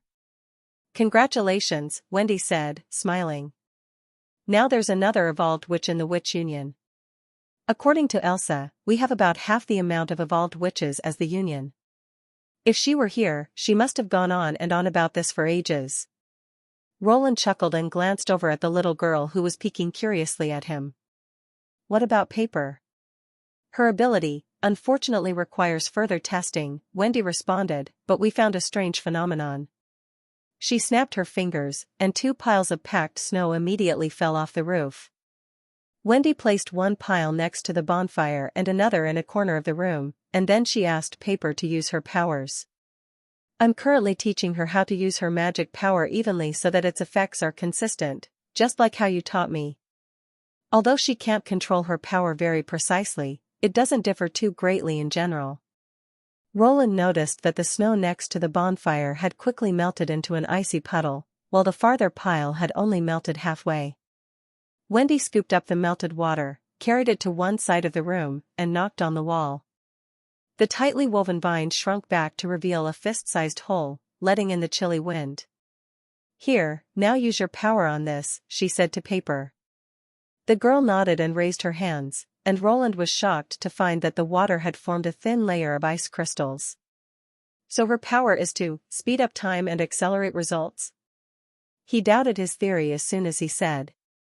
That can't be right. Time is but a concept created by humans for convenience, so it doesn't exist on its own. How can she affect something that doesn't exist? That's what I thought as well, but Lady Tilly said it wasn't the case. Wendy tied a stone to the end of a vine and swung it back and forth in front of Paper. As much as Paper tried to use her powers, the pendulum continued to swing at the same speed and eventually stopped. If she could speed up time, the stone would have swung faster. Indeed.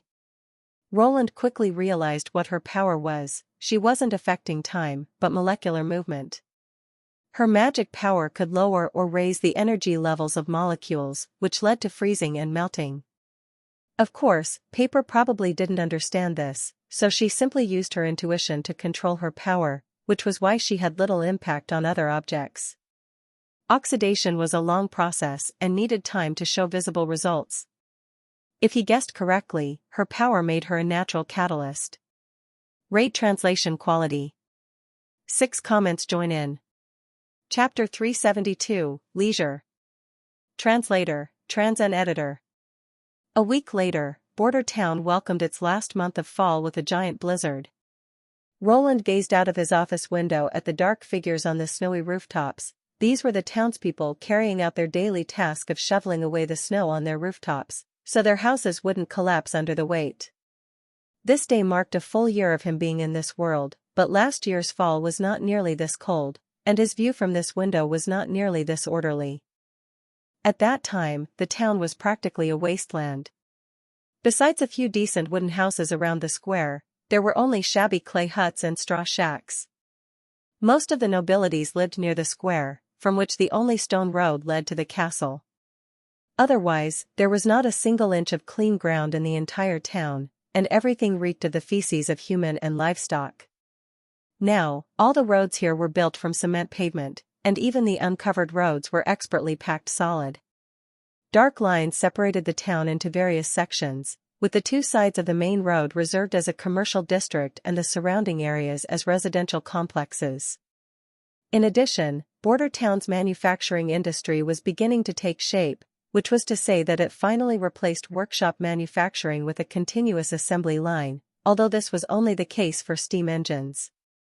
The blast furnace zone produced enough iron ingots for processing, while the steam engine factory turned these raw materials into machine parts. The blacksmiths had all become familiar with their various tools and took on many apprentices. Even though Anna was still needed in producing the highly precise tools, the blacksmiths had already achieved great progress on their part. After all, before the appearance of tools, these men only knew how to use a hammer, while others started out as miners and hunters.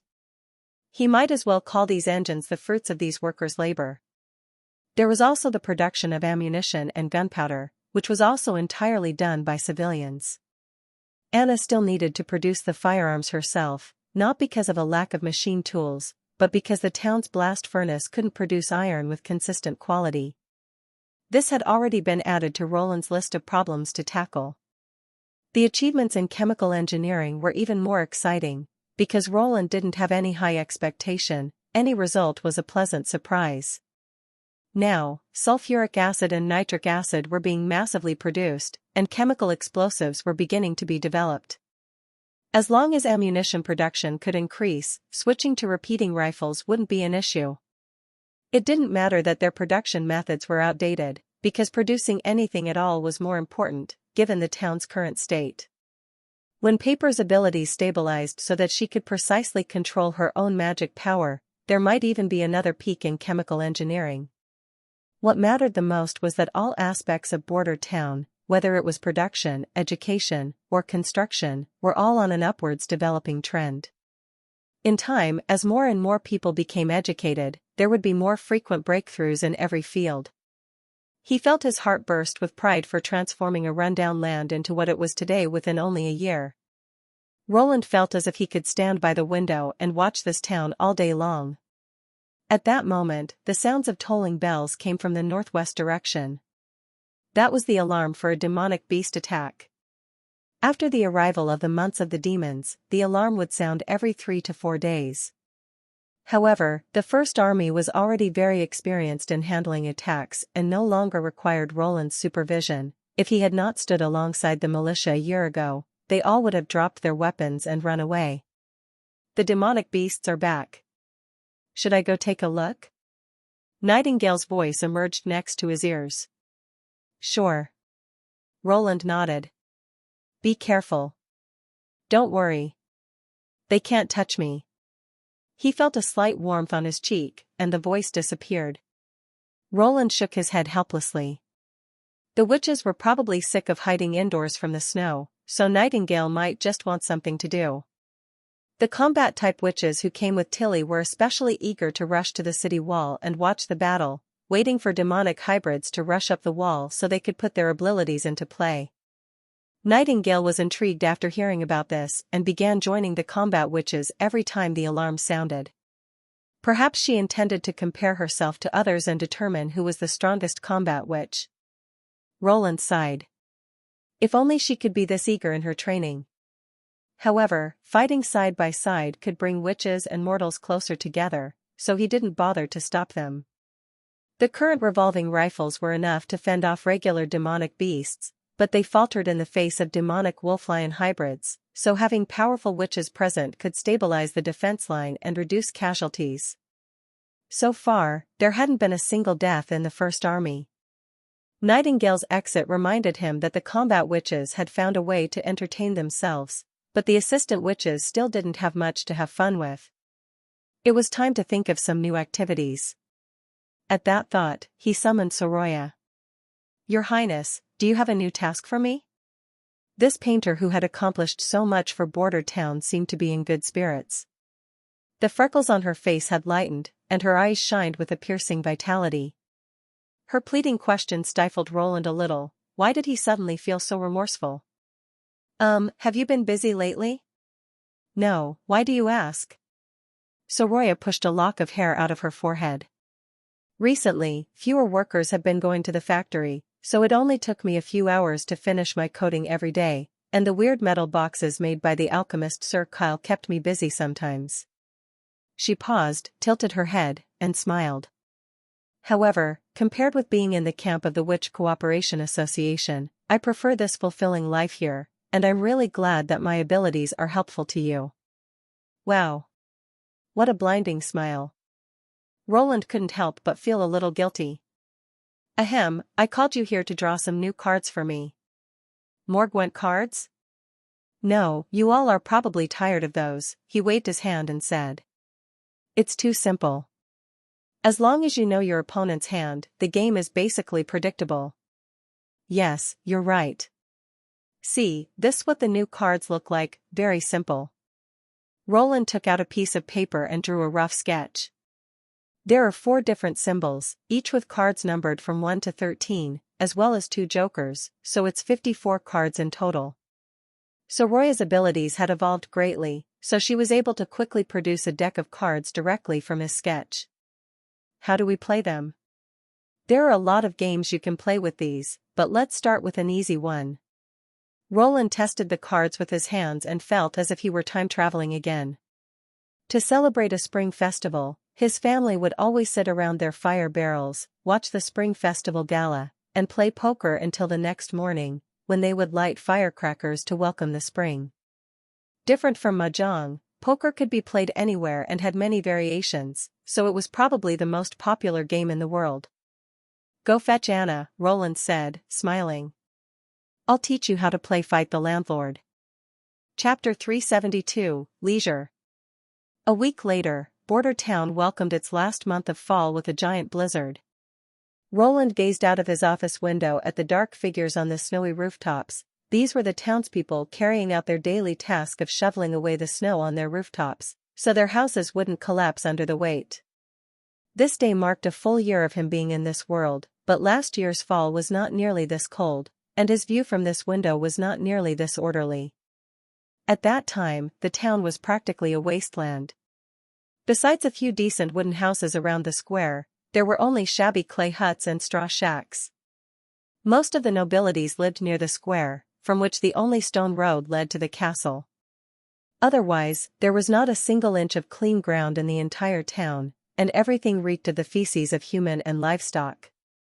Now, all the roads here were built from cement pavement, and even the uncovered roads were expertly packed solid. Dark lines separated the town into various sections, with the 2 sides of the main road reserved as a commercial district and the surrounding areas as residential complexes. In addition, Border Town's manufacturing industry was beginning to take shape, which was to say that it finally replaced workshop manufacturing with a continuous assembly line, although this was only the case for steam engines. The blast furnace zone produced enough iron ingots for processing, while the steam engine factory turned these raw materials into machine parts. The blacksmiths had all become familiar with their various tools and took on many apprentices. Even though Anna was still needed in producing the highly precise tools, the blacksmiths had already achieved great progress on their part. After all, before the appearance of tools, these men only knew how to use a hammer, while others started out as miners and hunters. He might as well call these engines the fruits of these workers' labor. There was also the production of ammunition and gunpowder, which was also entirely done by civilians. Anna still needed to produce the firearms herself, not because of a lack of machine tools, but because the town's blast furnace couldn't produce iron with consistent quality.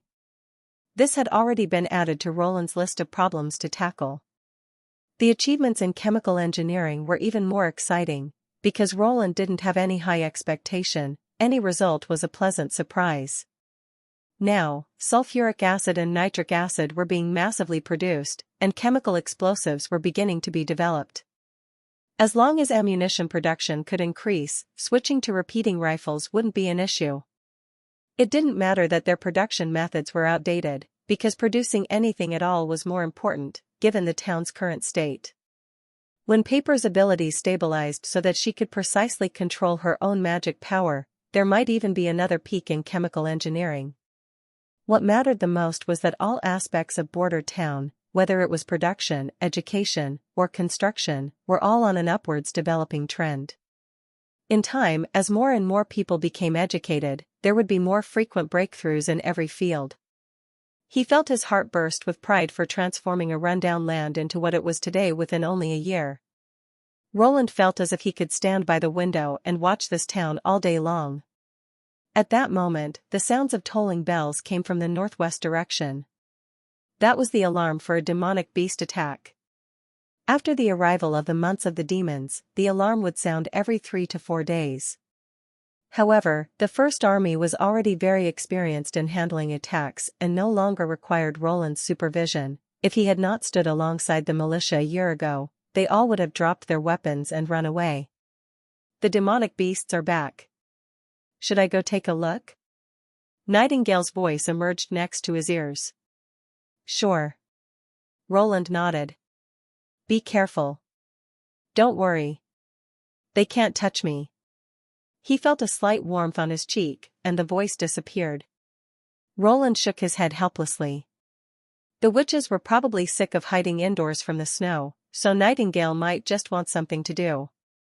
The combat-type witches who came with Tilly were especially eager to rush to the city wall and watch the battle, waiting for demonic hybrids to rush up the wall so they could put their abilities into play. Nightingale was intrigued after hearing about this and began joining the combat witches every time the alarm sounded. Perhaps she intended to compare herself to others and determine who was the strongest combat witch. Roland sighed. If only she could be this eager in her training. However, fighting side by side could bring witches and mortals closer together, so he didn't bother to stop them.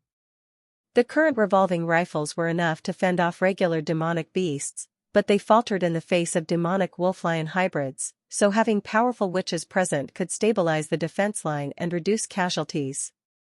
So far, there hadn't been a single death in the First Army. Nightingale's exit reminded him that the combat witches had found a way to entertain themselves, but the assistant witches still didn't have much to have fun with. It was time to think of some new activities. At that thought, he summoned Soroya. Your Highness, do you have a new task for me? This painter who had accomplished so much for Border Town seemed to be in good spirits. The freckles on her face had lightened, and her eyes shined with a piercing vitality. Her pleading question stifled Roland a little. Why did he suddenly feel so remorseful? Have you been busy lately?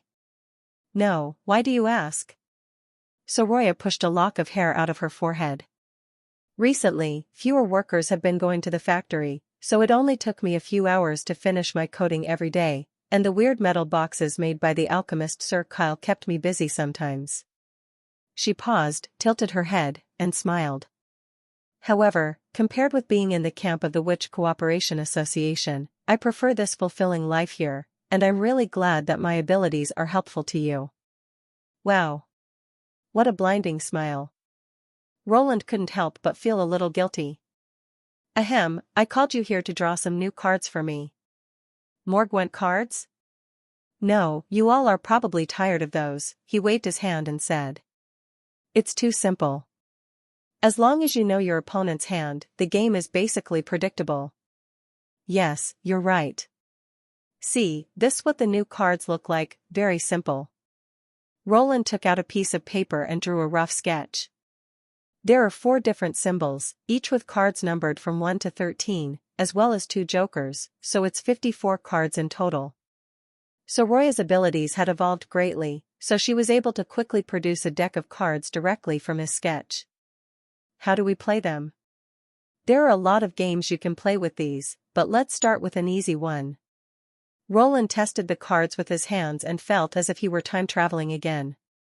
To celebrate a spring festival, his family would always sit around their fire barrels, watch the spring festival gala, and play poker until the next morning, when they would light firecrackers to welcome the spring.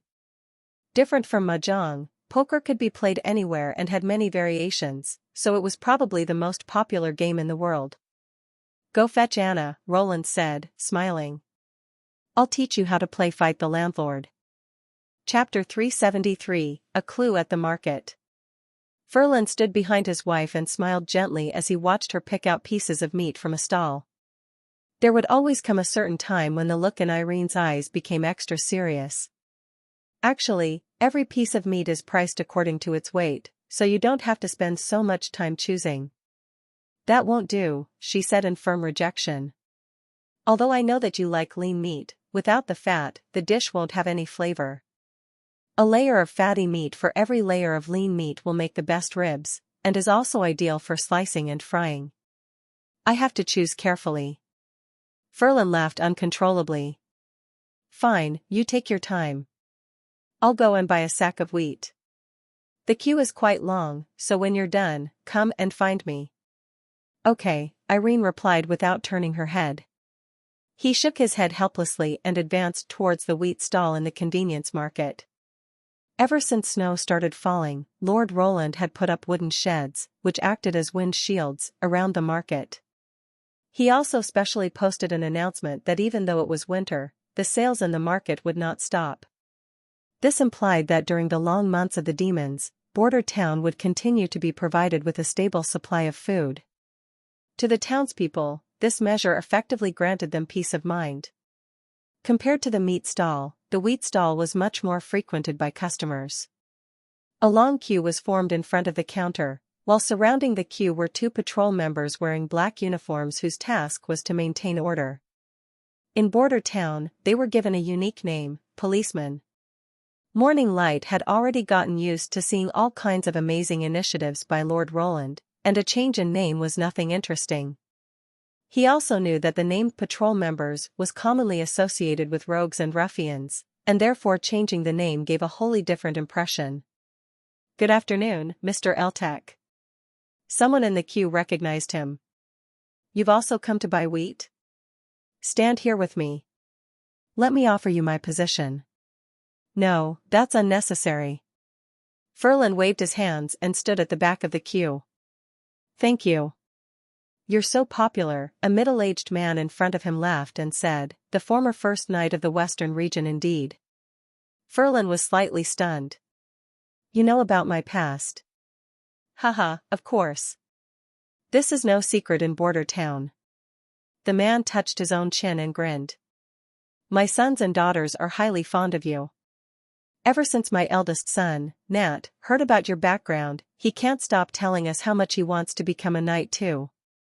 That's all in the past. Roland shook his head.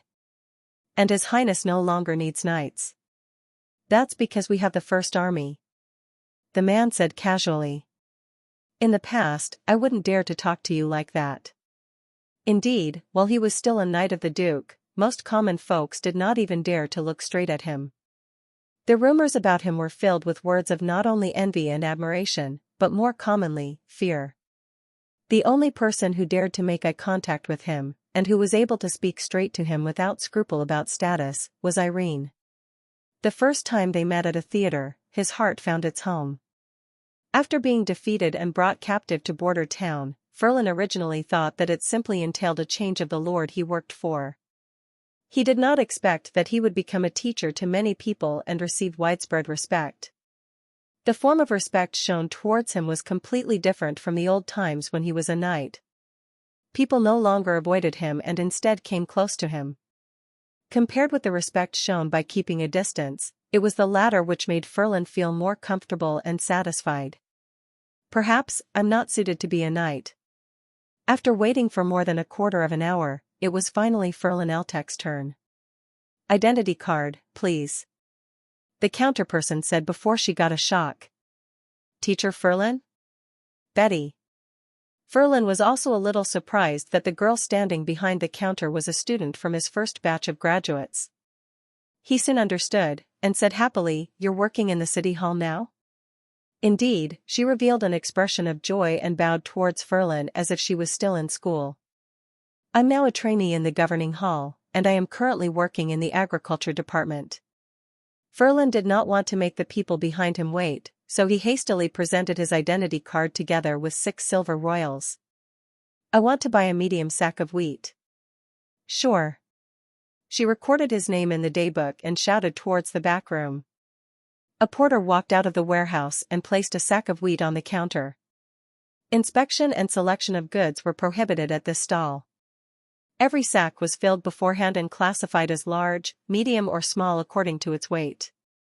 A small sack was roughly able to feed 2 people for a month. The food prices were fixed and fluctuations were very rare. Identity cards had to be presented during purchase, and each customer's purchase volume was limited. Roland understood that the purpose of this measure was to prevent a single person from purchasing a large volume of food, which would cause a shortage of food for other people with actual needs. Teacher, when you have time, visit me at my house. Betty returned his identity card. Sure. Roland smiled and replied. He carried the sack and walked off to one side so that the next person could make his purchase. Irene was still nowhere to be seen, and he guessed that it was because she had taken a fancy to other products. He thus thought about finding a prominent and dry spot where he could place the sack and sit down for a rest. Just then, a faint blue figure flashed across in front of him. Morning light flinched and turned his head instinctively, and then felt a full body shiver. It was a beautiful woman with exquisite facial features and a head of blue hair which was rarely seen. She was the type who one would absolutely never forget after the first sight. Roland felt the blood throughout his body freeze. This was not because of the person's outstanding beauty, but because he had seen her before in the family hall. When he was young, he asked more than once about the person in the portrait that was hung in the most prominent position on one of the hall's walls. Yet, his father always kept silent. The person was undoubtedly a woman, but her portrait was ranked higher than the portraits of his other ancestors. It was only once, when drunk, that his father mentioned the person. If I remember correctly, the person in the portrait is the founder of the Eltek family. How is this possible? Sorry for making you wait. Irene's voice snapped him out of his confused thoughts. I went to choose some eggs, and also bought a small sachet of butter. Have you bought the wheat? Yes, Roland replied with his mind elsewhere. Back home, he continued to see the woman's figure linger in front of his eyes. Why would I see an ancestor of the Eltek family when I'm in border town? After deliberating for a long time, he decided that he would make a trip back to Longsong Stronghold. When he informed Irene about this plan, she frowned. Haven't you severed relations with your family? Why do you want to go back? Because, he said hesitantly, because of some matters. Succession rights? Irene tilted her head and said. That's not it. Or is it because of a woman? Ugh, Roland replied. That's impossible. But your eyes tell me that you are lying. She pressed morning light against his chair and looked down at him. You promised me to be my knight, and I believed that you would not break this promise. That's why I'm now feeling so curious. What could it be that you cannot tell me about? Remember that in the farmhouse on the outskirts of Longsong Stronghold, we promised not to hide anything from each other. He looked into her clear and beautiful eyes. At all times, she would want to share everything good or bad with him. Despite experiencing so many hardships together, Irene never changed. Roland took a deep breath and held her in his arms. In a soft voice, he told her about what he saw. So that's what happened. After listening to his story, Irene nodded. Go. You believe me? Reasonably speaking, even he himself would not believe such an absurd tale that an ancestor was still alive. Of course. She blinked her eyes. This time, you did not look away. Chapter 374, Returning Home. Having separated from the family, it seemed inappropriate for Roland to return to the domain of the Elteks. However, he was not doing this to address his own doubts, but instead, for the sake of his father. During that particular banquet, Sir Eltek not only talked about the person in the portrait, but furthermore, in a very emotional speech, he claimed that the Eltek lineage existed only because of her benevolence, which was betrayed by his ancestors. Roland did not understand the meaning of the speech at that time, but his father's expression, which showed remorse for his ancestors' behavior, made it memorable. Since remorse has been shown, is there a chance to remedy the situation? Perhaps, the woman who I saw is the descendant of my family's founder. After all, he left his family only because he did not want to separate from Irene. As the eldest son, his family could not accept him marrying a commoner. This was only a difference of choice, and he did not have any other problem with his family. After his marriage, although his father never visited him once, his mother arranged someone to send some daily supplies together with a letter which said that his father had forgiven him. It was because of these reasons that Roland decided to return home and tell them about what he saw. Due to the impact of the months of demons, the number of ships which traveled between the two lands had significantly reduced. He had to wait 3 days for a merchant ship that came from the stronghold, and including the time required to unload the cargo, he would arrive at Longsong stronghold only in a week's time. When he finally arrived and got off the ship, Roland immediately felt the emptiness of the city. The ground snow was up to his ankles, yet he saw that apart from a few lanes which left different depths of footprints, most of the snow on the streets was flat and even, implying that no one had passed through for a long time. Compared with the crowded border town, it was hard to believe that this was actually the largest city in Western region. The Eltex estate was to the north of the stronghold, and included a village of nearly 2,000 acres. If even the stronghold was this empty, it was, needless to say, more empty in the village.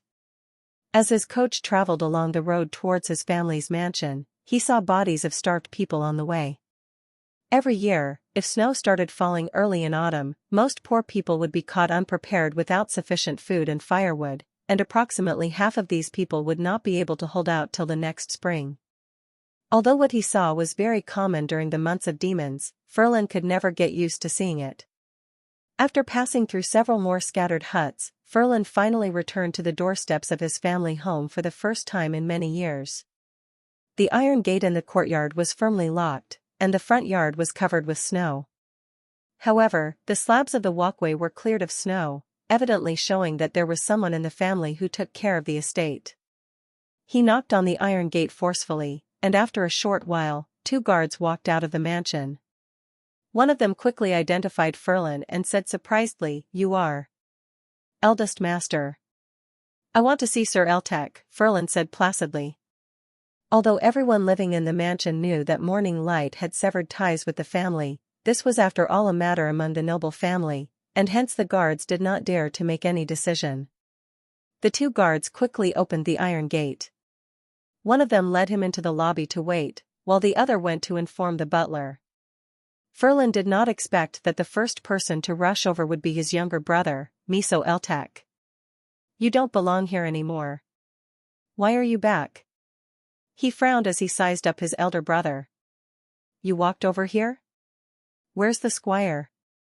"I'm no longer a knight." Roland laughed. "Naturally, a squire no longer accompanies me."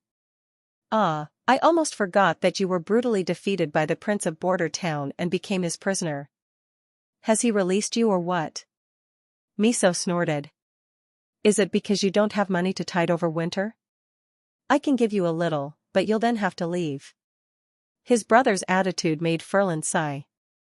It was understandable that he would behave this way. Miso Eltec was presently the heir apparent in the family, and naturally did not wish to see him return and cause complications. "I'm not here for money, and have no intention to fight over heirship," Morning Light said in a low voice. "His Highness appointed me to become a teacher, and I'm very satisfied with my current life." "Teacher?" Miso looked astonished. "I don't remember you possessing so much knowledge that you can teach other members of the nobility." "I don't teach nobles, but rather commoners to read and write." "Teach commoners," Miso sneered. "The lie you're fabricating is getting more interesting. Did that commoner wife make you lose your mind?" "Enough." A low groan was heard from behind, causing Miso to tremble. Roland looked towards where the sound came from, only to see his father, Sir Eltec. "Ms. Irene isn't inferior to the nobility. All that she lacks is status. It's rude to continue talking about it." "Father." Miso cried. Sir Eltek did not pay attention to his younger son. I heard the guard mention that you have information for me. Yes. Roland bowed and said. Come into my study. Roland followed his father up to the study on the second floor of the mansion. When he passed through the hall, he took the opportunity to look towards the portrait wall. The blue-haired woman appeared before him once again, looking exactly like she did in the convenience market. Compared with the other portraits, her portrait appeared more vivid and elaborately detailed, such that even the mole on the corner of her eye was clearly visible. When they entered the study, his father was the first to speak. During a theater performance in autumn, I had the chance to see your wife. Her complexion was excellent, and her acting skills didn't pale in comparison to Miss May's. It seems that the two of you are getting along fine. Roland suddenly felt his eyes welling up with tears. He did not expect his father to mention this first. After a brief moment of silence, he nodded and said, Indeed. We have our own house in Border Town and plan to have a child after the months of demons. That's great. Eltek took a sip from his cup of tea. It must be difficult to come over from Border Town now. What's the information? Morning Light checked his emotions and said, I saw a woman while out in the market. She looked exactly like the person in the large portrait in the hall. The father's hands trembled and nearly overturned his cup of tea. He raised his head with his eyes widened. What did you say? Her blue hair was rarely seen and her beauty was unmistakable. I'm sure that I didn't see wrongly. Roland replied. Could she be the descendant of the person in the portrait? Impossible. That person was, he paused and shook his head. It's impossible for her to have descendants. Is that right? Roland looked downwards. Then maybe I'm wrong. You rushed all the way here just because of this matter? Yes, because I remember that you once expressed your remorse towards her. Sir Eltek lowered his head and pondered for a moment. Did she really look alike? Apart from a slight difference in hair length, Roland recalled. Everything else was exactly the same. You know, since I was born, I have only ever seen this hair color in that portrait, hence I paid extra attention. She couldn't be a descendant of that person. Sir Eltek said tentatively. However, she could be the person in the portrait herself. Roland almost could not believe what his father was saying. This idea seemed even more inconceivable than his own imagination. Herself? You mean, she has lived for more than 400 years? I didn't want to tell you about this. Sir Eltek stood up and said. She is a witch after all, hence anything is possible. Follow me. To where? The basement. I have a few things to show you. Sir Eltek said slowly. Our ancestors' heritage includes a relic that she left behind. Chapter 375, Last Wish. Roland was not unfamiliar with the basement in the Eltek mansion. When he was young, this place used to be his personal playground. He took immense pleasure in finding all kinds of strange artifacts in the dusty boxes. Of course, for this reason, he was often beaten by his father and was eventually forbidden from entering the basement alone, but he somehow always found a way to sneak in. This time, Sir Eltek led him into the furthest stone room. The four walls of the room were embedded with pale blue crystals which were the size of a fist. Roland inhaled a cold breath involuntarily. To his surprise, every block of stone was a high-quality god stone of retaliation. As a young boy, he was unaware of this, but now, he naturally understood the implications. High-quality magic stones were worth a lot of money, and those as big as these were worth at least 500 or 600 gold royals each. Is the Eltek family actually so wealthy? He suddenly recalled that the treasure map was also found in the Eltek's house. A circle of boxes was placed in the stone room, and the arrangement was similar to the impression in his memory. Sir Eltek took out a bunch of keys from his pocket and opened the largest box in the circle. Following a loud creaking sound, a cloud of dust kicked up at once. Roland held his breath and looked inside the box. The interior was divided into numerous layers, similar to the dressing boxes used by young noble ladies, and on every layer was placed gemstones of different colors. Which ancestor had passed this down? I've not been here for a very long time.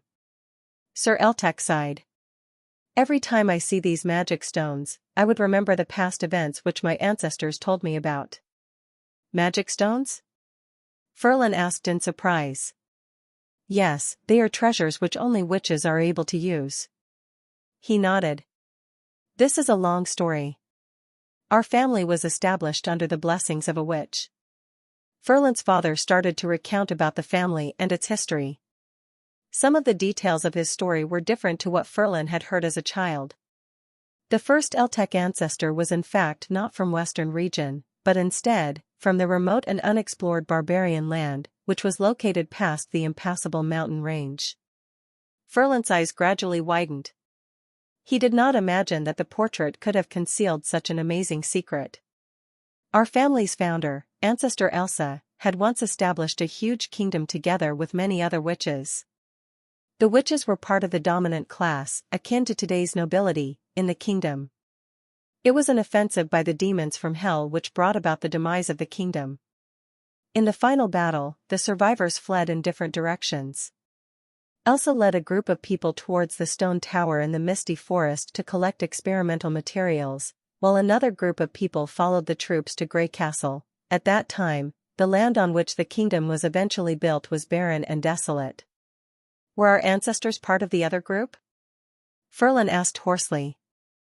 Indeed. He used to be the housekeeper of Elsa. Accordingly, he was supposed to follow her into the forest, but he cowered and suggested that he would stay behind to look after the materials. His request was accepted by his master. Sir Eltek spoke in a deep voice. You should know what this means. Ferlin nodded. The housekeeper was typically the person the master trusted the most in the household apart from her kin. At most times, the housekeeper ought to have accompanied the master wherever she went, unless she commanded otherwise. In a sense, proposing to leave was equivalent to betraying the master even if she did not refuse. When he arrived at Western region, he began to feel remorse for what he did, and recorded his sentiments in a book. Sir Eltek took out a black-coated book from another box and handed it to his son. His master never returned, and after that, he broke off from the Union and left the refugee camp. He took many servants with him and settled down on this piece of land, which was yet to be cultivated. Ferlin grasped the black-coated book without opening it. Instead, he thought of something frightening.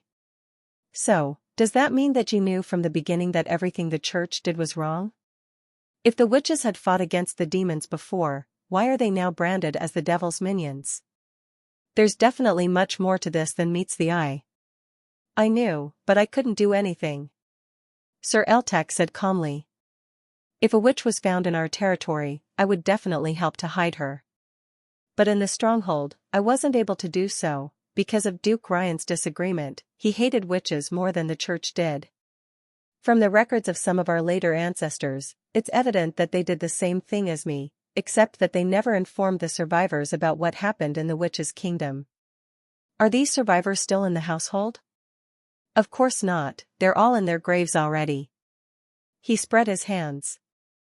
It was very rare to live until 60 or 70 years of age, and being humans after all, they aged and passed away.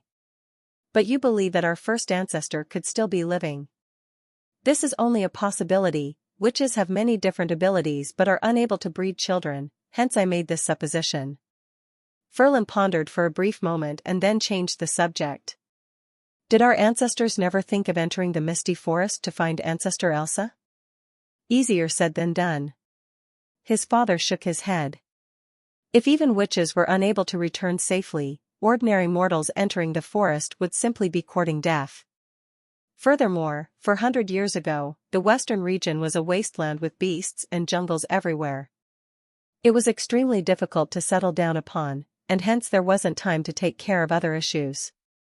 However, our ancestors did indeed write in their wills that they hoped that someday a descendant would enter the stone tower of the misty forest, even if it was just to take a look. Morning Light inhaled a deep breath and flipped open the dust-laden book.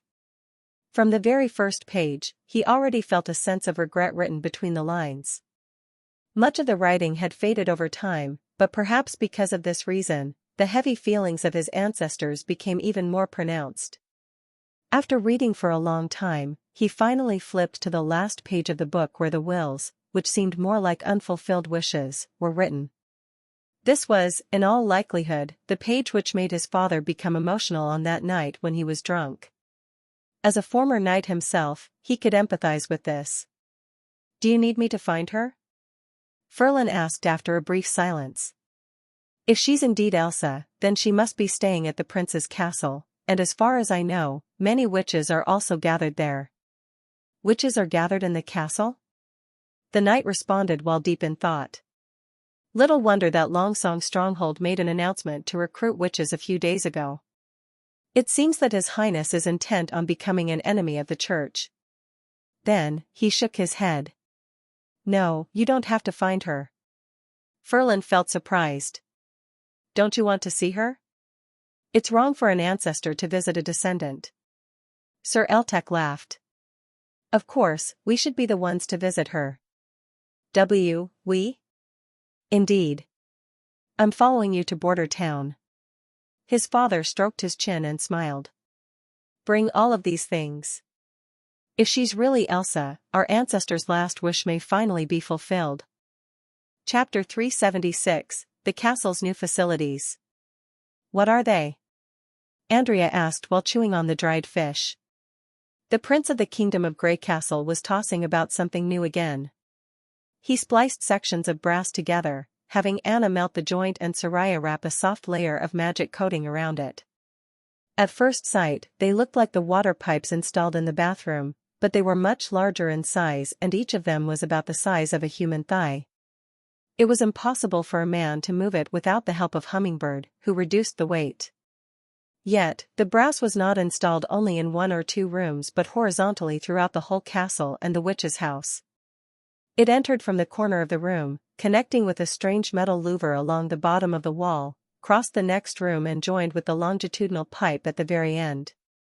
This large project attracted a lot of witches to surround and watch it, in which the witches from both the Sleeping Island and the Witch Union showed great interest. "Any guesses?"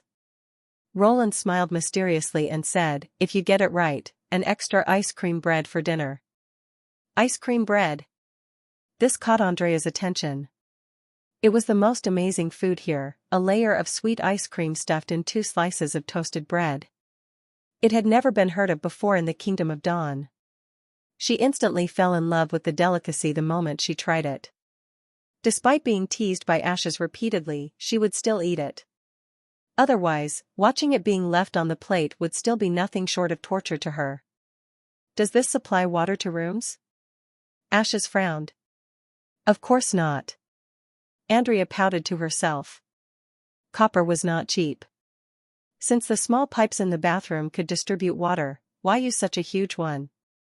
However, considering she was always teased by Ash's jeers of who was the one who said the food from the past was the most delicious, which she had indeed once said in front of Tilly and could not deny, Andrea could only pretend that she did not hear such superficial words.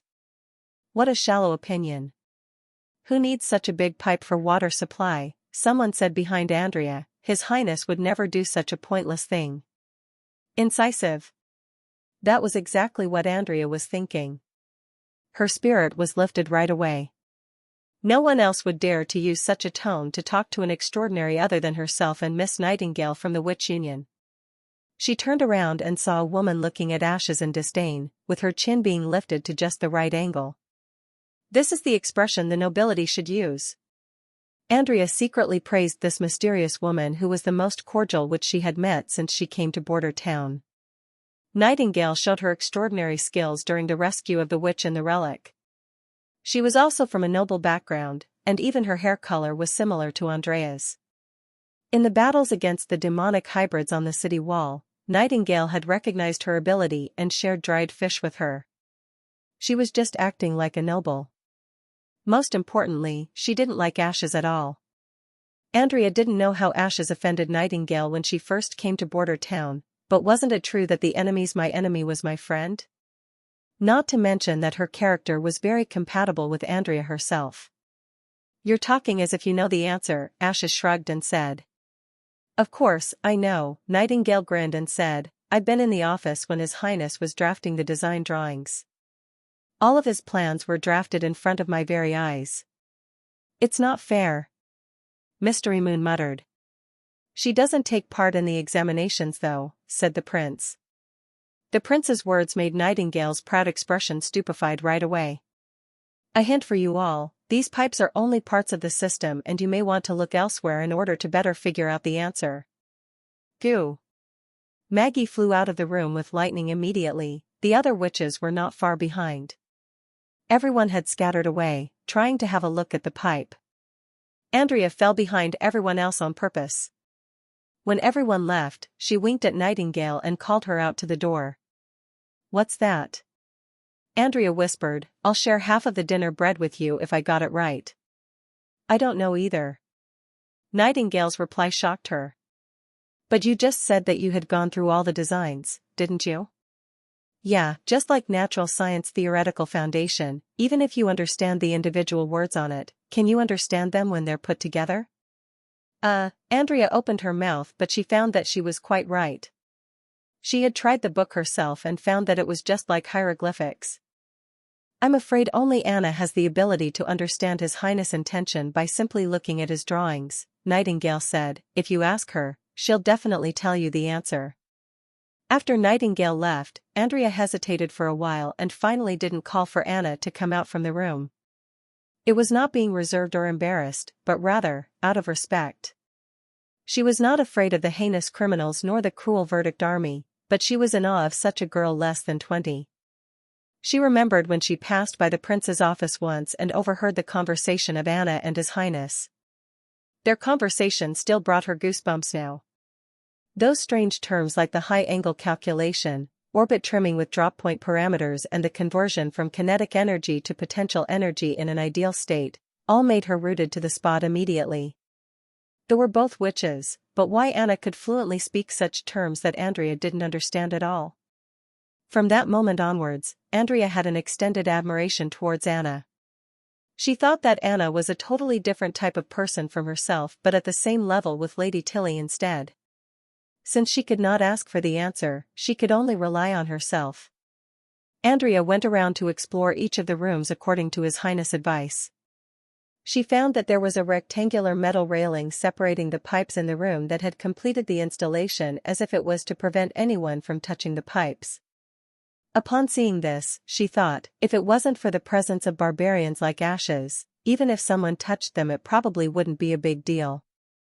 Thinking of what Nightingale said, His Highness will never do such a pointless thing, Andrea thought that these metal railings should have their own functions. She had a new discovery when she came to the first floor of the witch house. There was a newly built bungalow between the castle and the witch house and that was where the copper pipes leading to the two buildings extended. There was a huge iron box in the house, it was hollow at the bottom half of the box and there was a huge chimney on the top. It looked almost like a cooking stove. And she saw a pipe connected directly to the well in the yard, which looked rather similar to the water supply system in the water tower. Wait. Was it supposed to be used for boiling water? If the pipes were used for hot water distribution, there was no need to be such humongous at all. Andrea still couldn't understand what it was for after a long contemplation. His Highness gathered all the witches in the hall before dinner. He smiled and said, the heating system in the castle is officially launched from today. Heating system? Ashes puzzled. Yes. Water will be boiled in the boiler, and the high-temperature steam will enter the rooms through the pipes and increase the temperature there. As long as the doors and windows are closed, the whole room can be warmed up pretty quickly, Prince explained, comparing to fire barrels that are too heavy to move and require a good air flow to prevent anthracemia.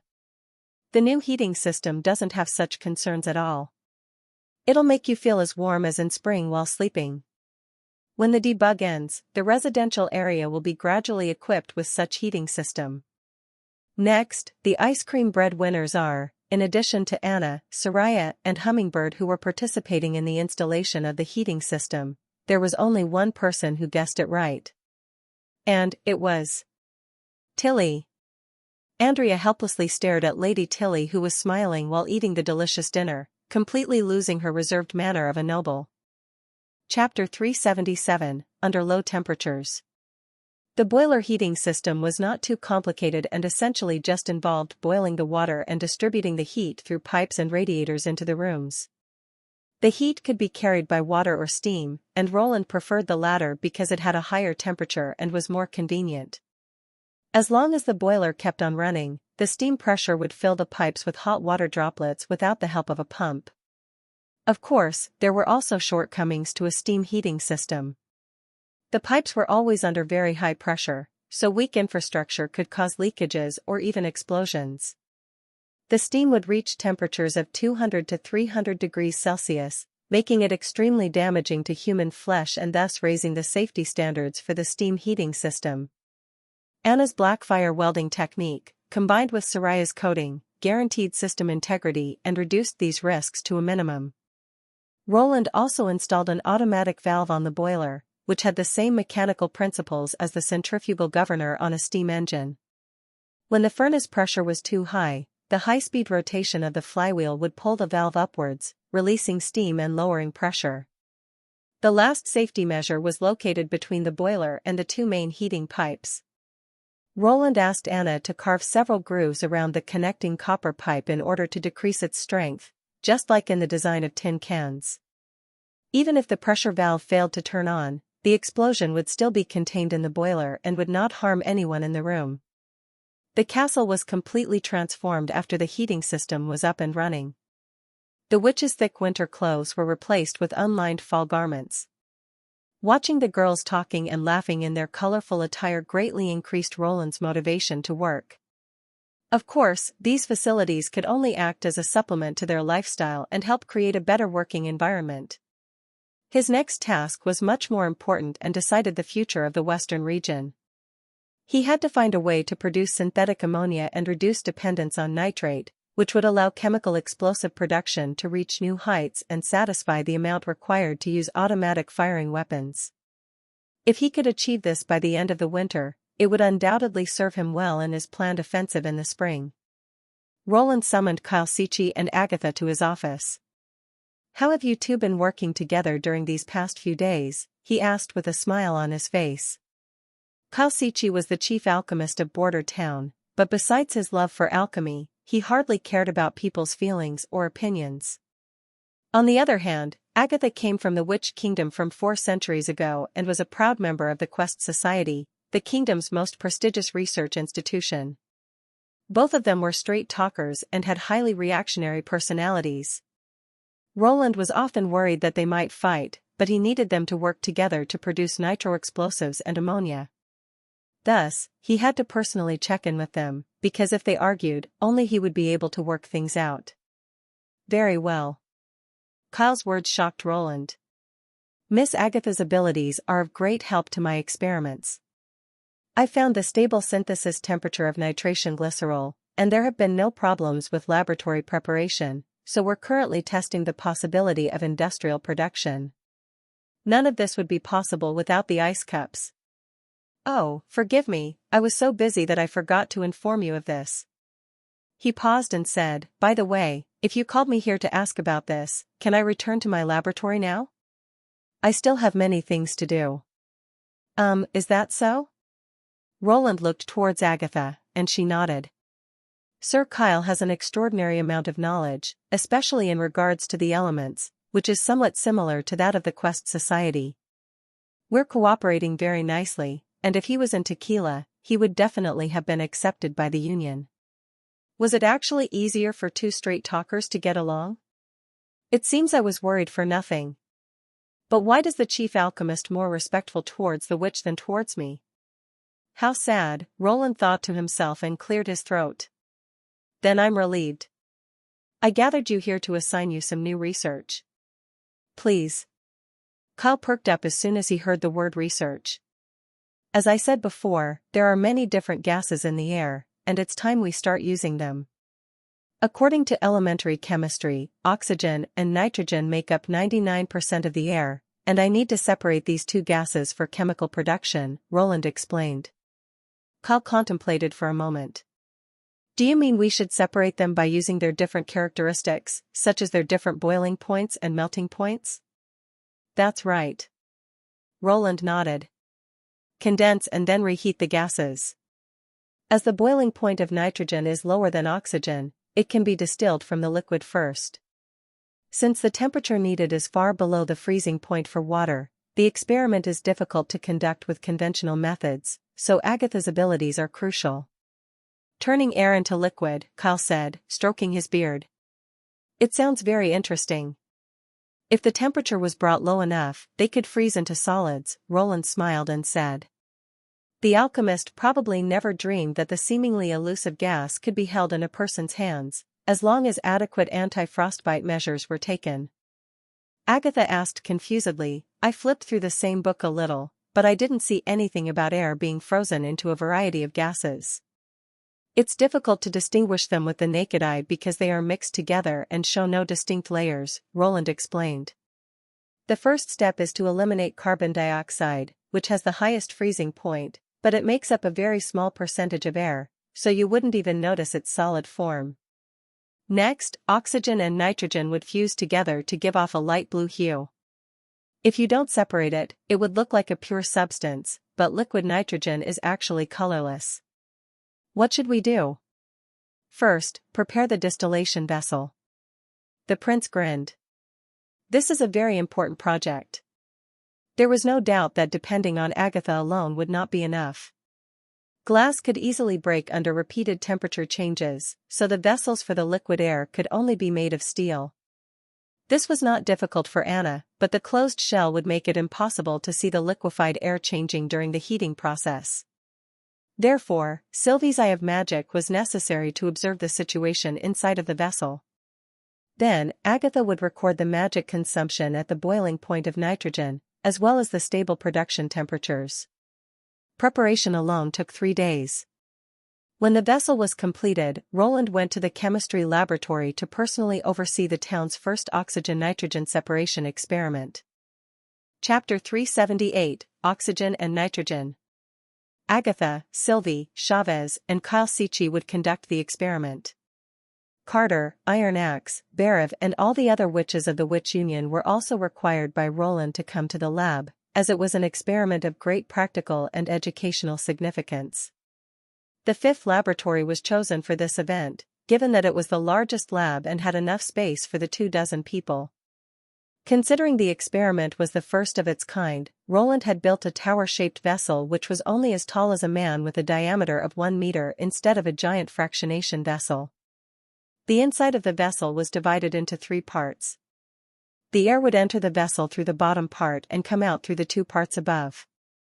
Before separating the air, Roland gave them a simple lecture on chemistry, telling them what was going to happen and putting forward a few questions for them to think about and try to answer. It was a trick frequently used by chemistry teachers to intrigue their students and enhance the effects of the lesson. Theoretically, when Agatha cools down the vessel and brings down its internal temperature, the air inside will gradually be condensed into liquid, and drip down into the bottom of the vessel through the holes in the plate. So when you see liquid at the bottom, please let us know. Roland explained to Sylvie in detail, because no one except her could directly see into the vessel and describe the changes happening inside. Sylvie nodded somewhat skeptically. Will I really see liquid appear?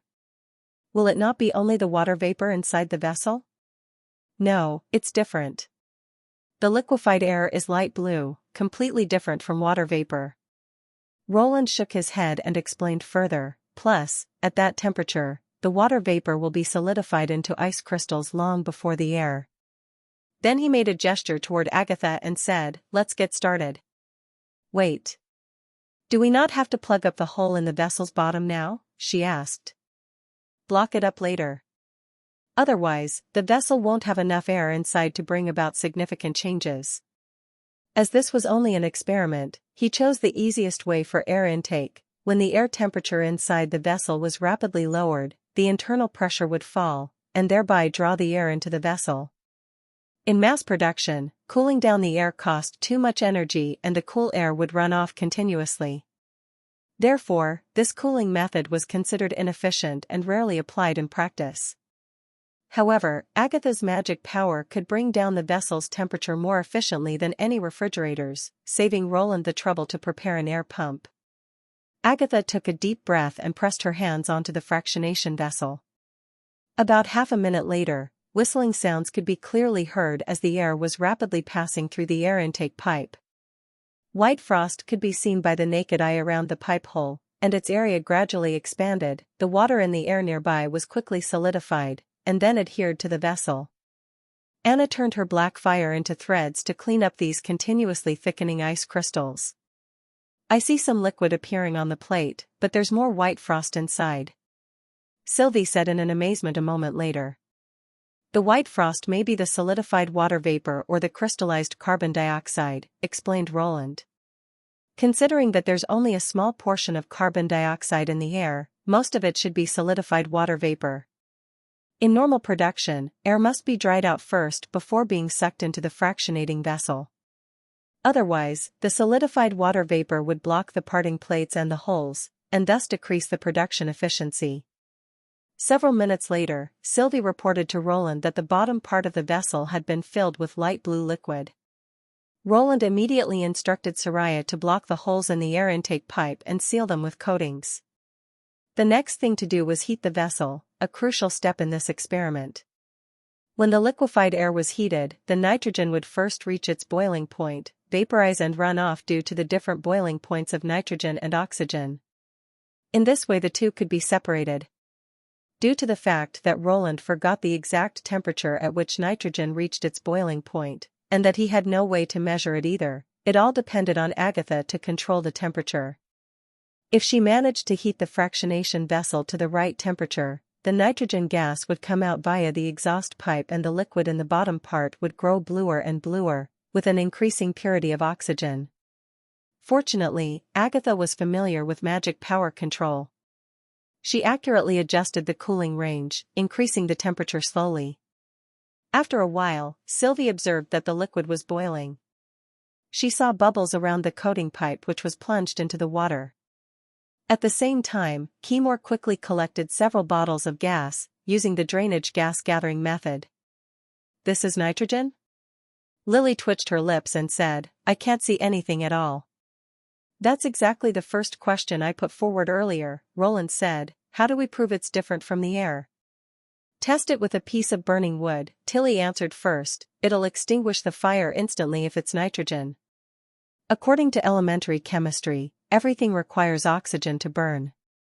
"Cool it down again and condense it back into liquid," Agatha said after thinking for a while. "Didn't you say that liquefied nitrogen is colorless? How about pouring out the remaining liquid in the vessel and proving it's pure oxygen? By doing so we can verify the diversity of air composition," Anna suggested. In the lab, only a few quick learners eagerly proposed different methods and began a heated discussion, while the others remained silent. Roland looked around and found Nightingale, Andrea, Maggie, the city hall director and the chief knight Carter all seeming confused and at a loss. Iron Axe, the commander of the First Army, on the other hand, always maintained the same facial expression. Roland believed that Iron Axe would probably give him a nod no matter what he said. Roland sighed silently. It looks like this chemistry lecture is a little above their level. Perhaps the only ones who could really share His Highness's happiness at this moment would be Calcici and Chavez. "Your Highness, it's really amazing," the young alchemist exclaimed, "and you've proven what's written in the elementary chemistry is true. I'm afraid it has never occurred to alchemists that even the air around us is so complicated. With pure oxygen, it's possible to observe more intense oxidation reactions, right? I have a lot more experiments to try out now," Kyle said in excitement. Roland nodded and an idea suddenly jumped into his head. Nitrogen was the most important raw material for synthetic ammonia. It can react with hydrogen at a high temperature and under high pressure to form ammonia that can be used to manufacture nitrogenous fertilizer and synthesize nitrogen oxides, which can be further used to produce nitric acid. However, in order to carry out this plan, much work needed to be done and many pieces of equipment needed to be built, such as air pumps and vacuum gas holders. Even if paper has the magic power to work as a catalyst, it would require repeated testing. Now, with pure oxygen and pure nitrogen, why not try to produce nitrogen monoxide? The reaction of oxygen and nitrogen in nature wasn't an automatic one because it was an exothermic reaction that required external energy, such as an electric discharge in which an electric arc can instantly heat the air up to a temperature of thousands of degrees. That's why places where thunder and lightning frequently occurred had more fertile lands, and why ammonia was often used instead to produce nitric acid in the chemical industry. The electrical method of production was not a common practice as it costed too much energy and required extremely high-quality equipment. Yet it was the most efficient method in case of an emergency, as it didn't even require any catalyst, simply constant electric discharge. In fact, any other means that produce the extremely high temperatures that electric arcs can achieve will do. Roland naturally thought of black fire. He was sure that it was easy for Anna to manipulate her black fire, which worked as an efficient and powerful electric discharge. Now all they needed to do to produce nitrogen monoxide was mix purified oxygen and purified nitrogen in the proper proportions and pour the mixture into an airtight reactor. He decided to give it a try. Chapter 379, Attack. Move faster. Keep your hands steady. Insert the bullets into the cartridge one at a time. Your teammates at the front need you to act quickly. Otherwise, you'll give the enemy the chance to approach and kill you. Don't look at other places. Stay focused on the job in your hands. As long as your teammates are still shooting, you just keep on reloading. In the First Army's military camp, Lord Brian was loudly urging the new recruits to practice, and Nail was one of them. He was not newly recruited, but instead a veteran in the First Army. After the militia defeated the demonic beasts under the leadership of His Highness, he joined the army at Ironhead's strong recommendation. In Ironhead's words, it was much more promising to carry a flintlock to fight and protect His Highness and Miss Nana than to spend the rest of his life mining in the pit. Not long after Nail joined the militia, they were reorganized into the First Army. Guided by Prince Roland and Lord Iron Axe, the army in which he served defeated not only demonic beasts but also great nobles whom he used to regard as unbeatable. They overthrew Duke Ryan and even prevented the troops of Timothy, the new king, from setting foot in Border Town. After those battles, Nail was promoted to a team leader in the Flintlock Squad. However, according to the First Army's tradition, whenever a large number of new recruits came, some veterans would be chosen to join the newly formed platoon. They would live and eat together with the new recruits and accompany them in practices, as their instructors. When knowing he was chosen for this instructor job, Nail was at first not willing to take it. He was just reluctant to leave the front line and his familiar battle companions, but thinking of the veterans who had helped him when he was a new recruit in the militia, he had no choice but to accept this task. At that time, the instructor in his squad had been Lord Brian, who now was the commander of the 1st Battalion in the Flintlock Squad. Nail hoped that one day, he would be someone like Lord Brian, wearing a medal bestowed by His Highness and giving commands to nearly 1,000 soldiers. Ironhead was right. This job is far more promising than operating a steam engine in front of a mining pit. My lord, how long do we have to continue with this practice? A young man in his platoon grumbled. It's still snowing. Keep practicing until you can finish the reloading in about half a minute with your eyes closed. Nail stopped in front of him and said. You're He-Man, right? Remember to say report before you speak. That's a rule in the First Army. Report, shouted a little man next to He-Man, with his hands filling the loader all the time. Do we have eggs for dinner tonight? Hearing this question, many soldiers in the platoon started to lick their lips. Nail could not help but grin. He understood aside from the 2 weeks strict military training, sufficient food supply was also an important factor to keep these new soldiers from the Northern and the Southern Territory well disciplined even on such a snowy day. They had oatmeal and salty dried meat for every meal, and sometimes a piece of pickled fish or even an egg. Yet eggs were only provided after a battle against demonic beasts or a field training. Well, you'd better ask demonic beasts whether or not they're coming to Border Town today. Nail shrugged. What's your name? Albitter, my lord, answered the little man. It takes you almost half a day to insert one bullet. My next-door neighbor, an old lady, is far more nimble than you. Nail suddenly stopped smiling and said seriously. If you can't improve when today's training is over, I'll cancel your share of oatmeal and meat, let alone the eggs. The new soldiers immediately lowered their heads and focused. No one wanted to be punished like that. Just at the moment, the bell on the city wall tolled rapidly. Demonic beasts were coming. Stop practicing. Brian shouted, instructors, lead your men into the city wall area. Get ready to fight. Have you heard it? Nail urged. Carry your ammunition, everyone. Line up and go up to the top of the city wall, as what you did in the training. Our position is the 4th section of the city wall. Move quickly. The new soldiers now do get a chance to have eggs for dinner tonight. Nail thought in secret. After arriving at their position, Nail saw the flintlock squad was ready. Seeing the dark shadows gradually approaching, he calmly did the last fire check and instructed his men to mount the guns upon the wall piers. Nail somehow felt a little disappointed. He himself could have given those beasts a hard strike with his revolving rifle. The bullets were filled into the loaders one by one and then put at handy places that the soldiers at the front could easily reach. There were 1 to 2 people responsible for loading behind each veteran. If necessary, the veterans could fire 5 bullets in a shot. The new weapons were much more powerful than previously used flintlocks. Look. Here comes the witches. Heman whispered. They're so pretty. Albitter murmured. Before I came here, I only heard about them via the church and thought they were ugly and dreadful. That's the only thing you've noticed? Heman grunted. Don't you remember the witch carrying a big sword? The girl could chop and kill demonic hybrids. Oh. If only I had powers like that. If it's truly the power of demons. Shut up. Nailed shouted loudly. Miss Nana is also a witch. You think she's a demon? Then he lowered his voice and said, Miss Nana is our town's angel. The power she has is the power of gods, understood?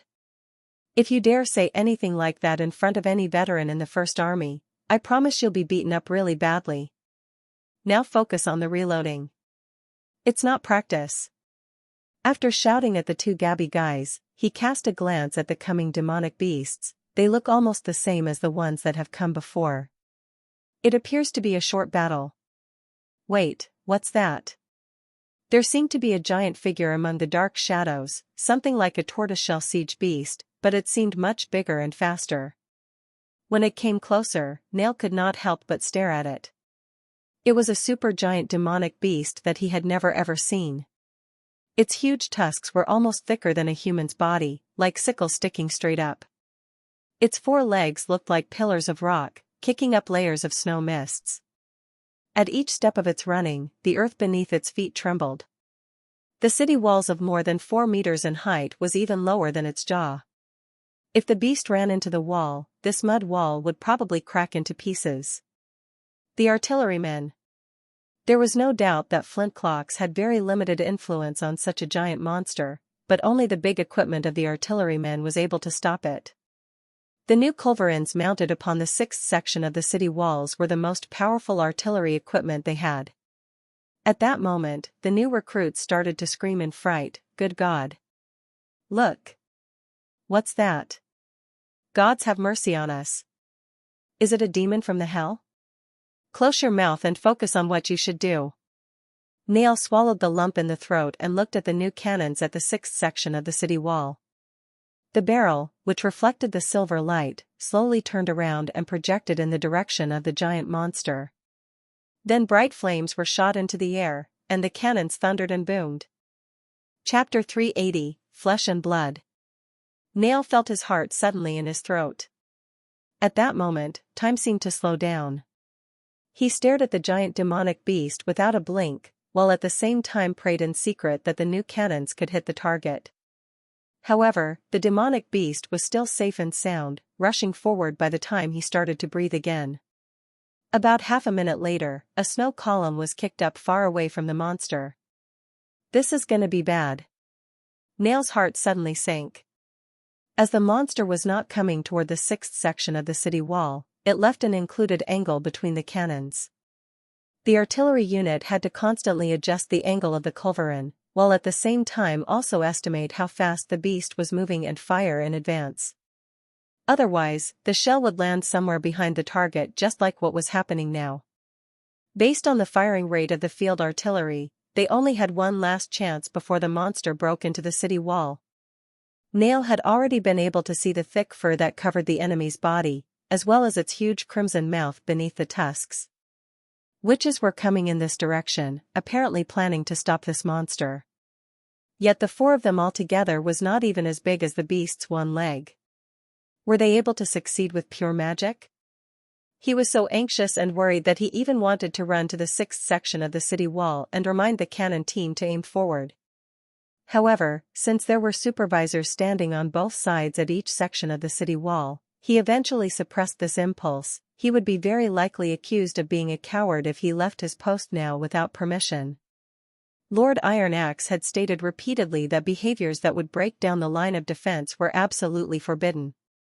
Once such a person was discovered, the supervising team could directly shoot him down. The demonic beast running at the very front had already entered the shooting range of the revolving rifles. There was a series of cracking shooting sounds upon the city wall. Nail had no choice but to continue with his mission, putting the already prepared loaders one by one next to the shooters. Just at that moment, there was a second ground-shaking roar, which was less than half a minute after the first firing of the culverin. That fast. Nail looked at the 6th section of the city wall in great surprise. The smoke above the muzzle had not completely disappeared and some smoke was continuously running out of it, making the cannon look like a lit silver pipe. Nevertheless, what was shocking was yet to come. He had not even had time to notice whether the enemy was shot or not when the dazzling blazes appeared again. The third firing. Good Lord! Don't they need to load the shells? Nail only saw 4 or 5 people busy working at the rear of the barrel, but none approaching the muzzle. It appeared that entirely different from the short thick field artillery, this new cannon could fire in succession like a revolving rifle. This time the firing was effective. Nail did not see the shell entering the monster's body. What he first noticed was a mass of blood mist bursting out from one side of the giant demonic beast. Aside from the black blood that spilled over, there were also furry skins torn apart, as well as large pieces of flesh. The demonic beast suddenly quivered. Its entire body seemed to be flattened a little bit, and there were streaks of crinkles showing up on its thick furry skins like the ripples on the water surface, but he was not sure whether it was an illusion, because in the next minute, the sunken body restored to normal again, except for the eyeballs of the monster, which had been pushed forward when the body was flattened. Meanwhile the eyeballs ejected something thick and sluggish in black and white. With a dull crashing sound, the giant beast fell all its length onto the ground, lying on its side even without an agonal growl. It was until then that Nail found where the shell hit. There was a big hole close to the beast's neck. It was so insignificant compared with its robust body that it was hard to relate the hole with the fatal shot that occurred just now. Strands of smoke was coming out of the hole, and the furry skins around it were blackened. The monster from the hell just died like this? Nail could no longer restrain the excitement in his heart, but vent out all his earlier anxiety with a roar. Long live His Highness! Even such a terrifying and fierce enemy could not possibly resist the powerful weapon invented by His Highness. Apart from that new cannon, he could not even think of any other ways to kill this huge hybrid demonic beast. Even if a witch could manage to do so, it would not be such a clean shot. Thinking further, he could say that His Highness, in a way, had granted them a supreme power comparable to witches. His shout, like an introduction, was responded by more people and it soon created an uproar among others. At first only the new recruits responded with loud shouts, but later even the veterans could not help clenching their fists. There were loud cheers bursting out from the top of the city walls. Long live His Highness! Roland was only informed that the beast was killed by the new cannon after the battle was over. He put on a woolen coat and hurried to the west wall. The demonic beast's gigantic body was still lying quietly in the snow, with its black blood melting the snow around it into a pool of black water. It seemed that no matter how horrible these monsters might look like, they were after all carbon-based organism. When faced with ammunition and steels, they were as weak as a piece of thin paper. This solid pointed shell rolled over due to the loss of its stability after being projected into the beast's body, and thus transmitted its kinetic energy throughout the entire torso, and finally went through the body while swirling. As it could be seen from the scene, the other side of the beast's body was completely torn, with the internal organs and broken bones scattered around. Even its head, which was the hardest part of all, was shattered by the vibrating energy and collapsed in total. However, he still felt a little concerned. The bone strength of creatures has a limit. This beast is apparently several times bigger than an elephant. How does it support its body without being crushed by its own weight? This is exactly why terricolous animals have much smaller body builds than marine lives, as they can't overcome the pull of the gravity. Would it have anything to do with the magic power? He remembered Nightingale once said she could see there were magic powers flowing inside some of the hybrid demonic beasts' bodies. How could this be possible? Agatha, who arrived later, had her eyes wide open. Isn't this the fearful beast of hell? What's that? Is that the name of the hybrid demonic beast? Roland asked curiously. It has also shown up at the fertile plains before? Yes, and when they showed up in group, they were difficult enemies to both witches and demons. Many cities and towns were devastated by the fearful beasts of hell. Agatha's voice sounded a little dry. However, they could only be seen when the arrival of the bloody moon was drawing near. The arrival of the bloody moon? Roland suddenly remembered what was written in the ancient book. When there was a bloody moon in the sky, the gates of hell would open once again. He frowned and asked, what does that mean? This was a record passing down since the first battle of Divine Will, when the magic power was the strongest. The appearance of witches would bring another peak in magic power, but likewise, demons and demonic beasts would also be extremely powerful. Agatha said nervously, I perused the history book you gave me.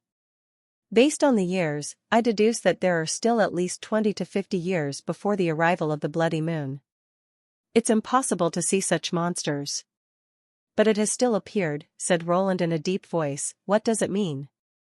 It means that we don't have much time left.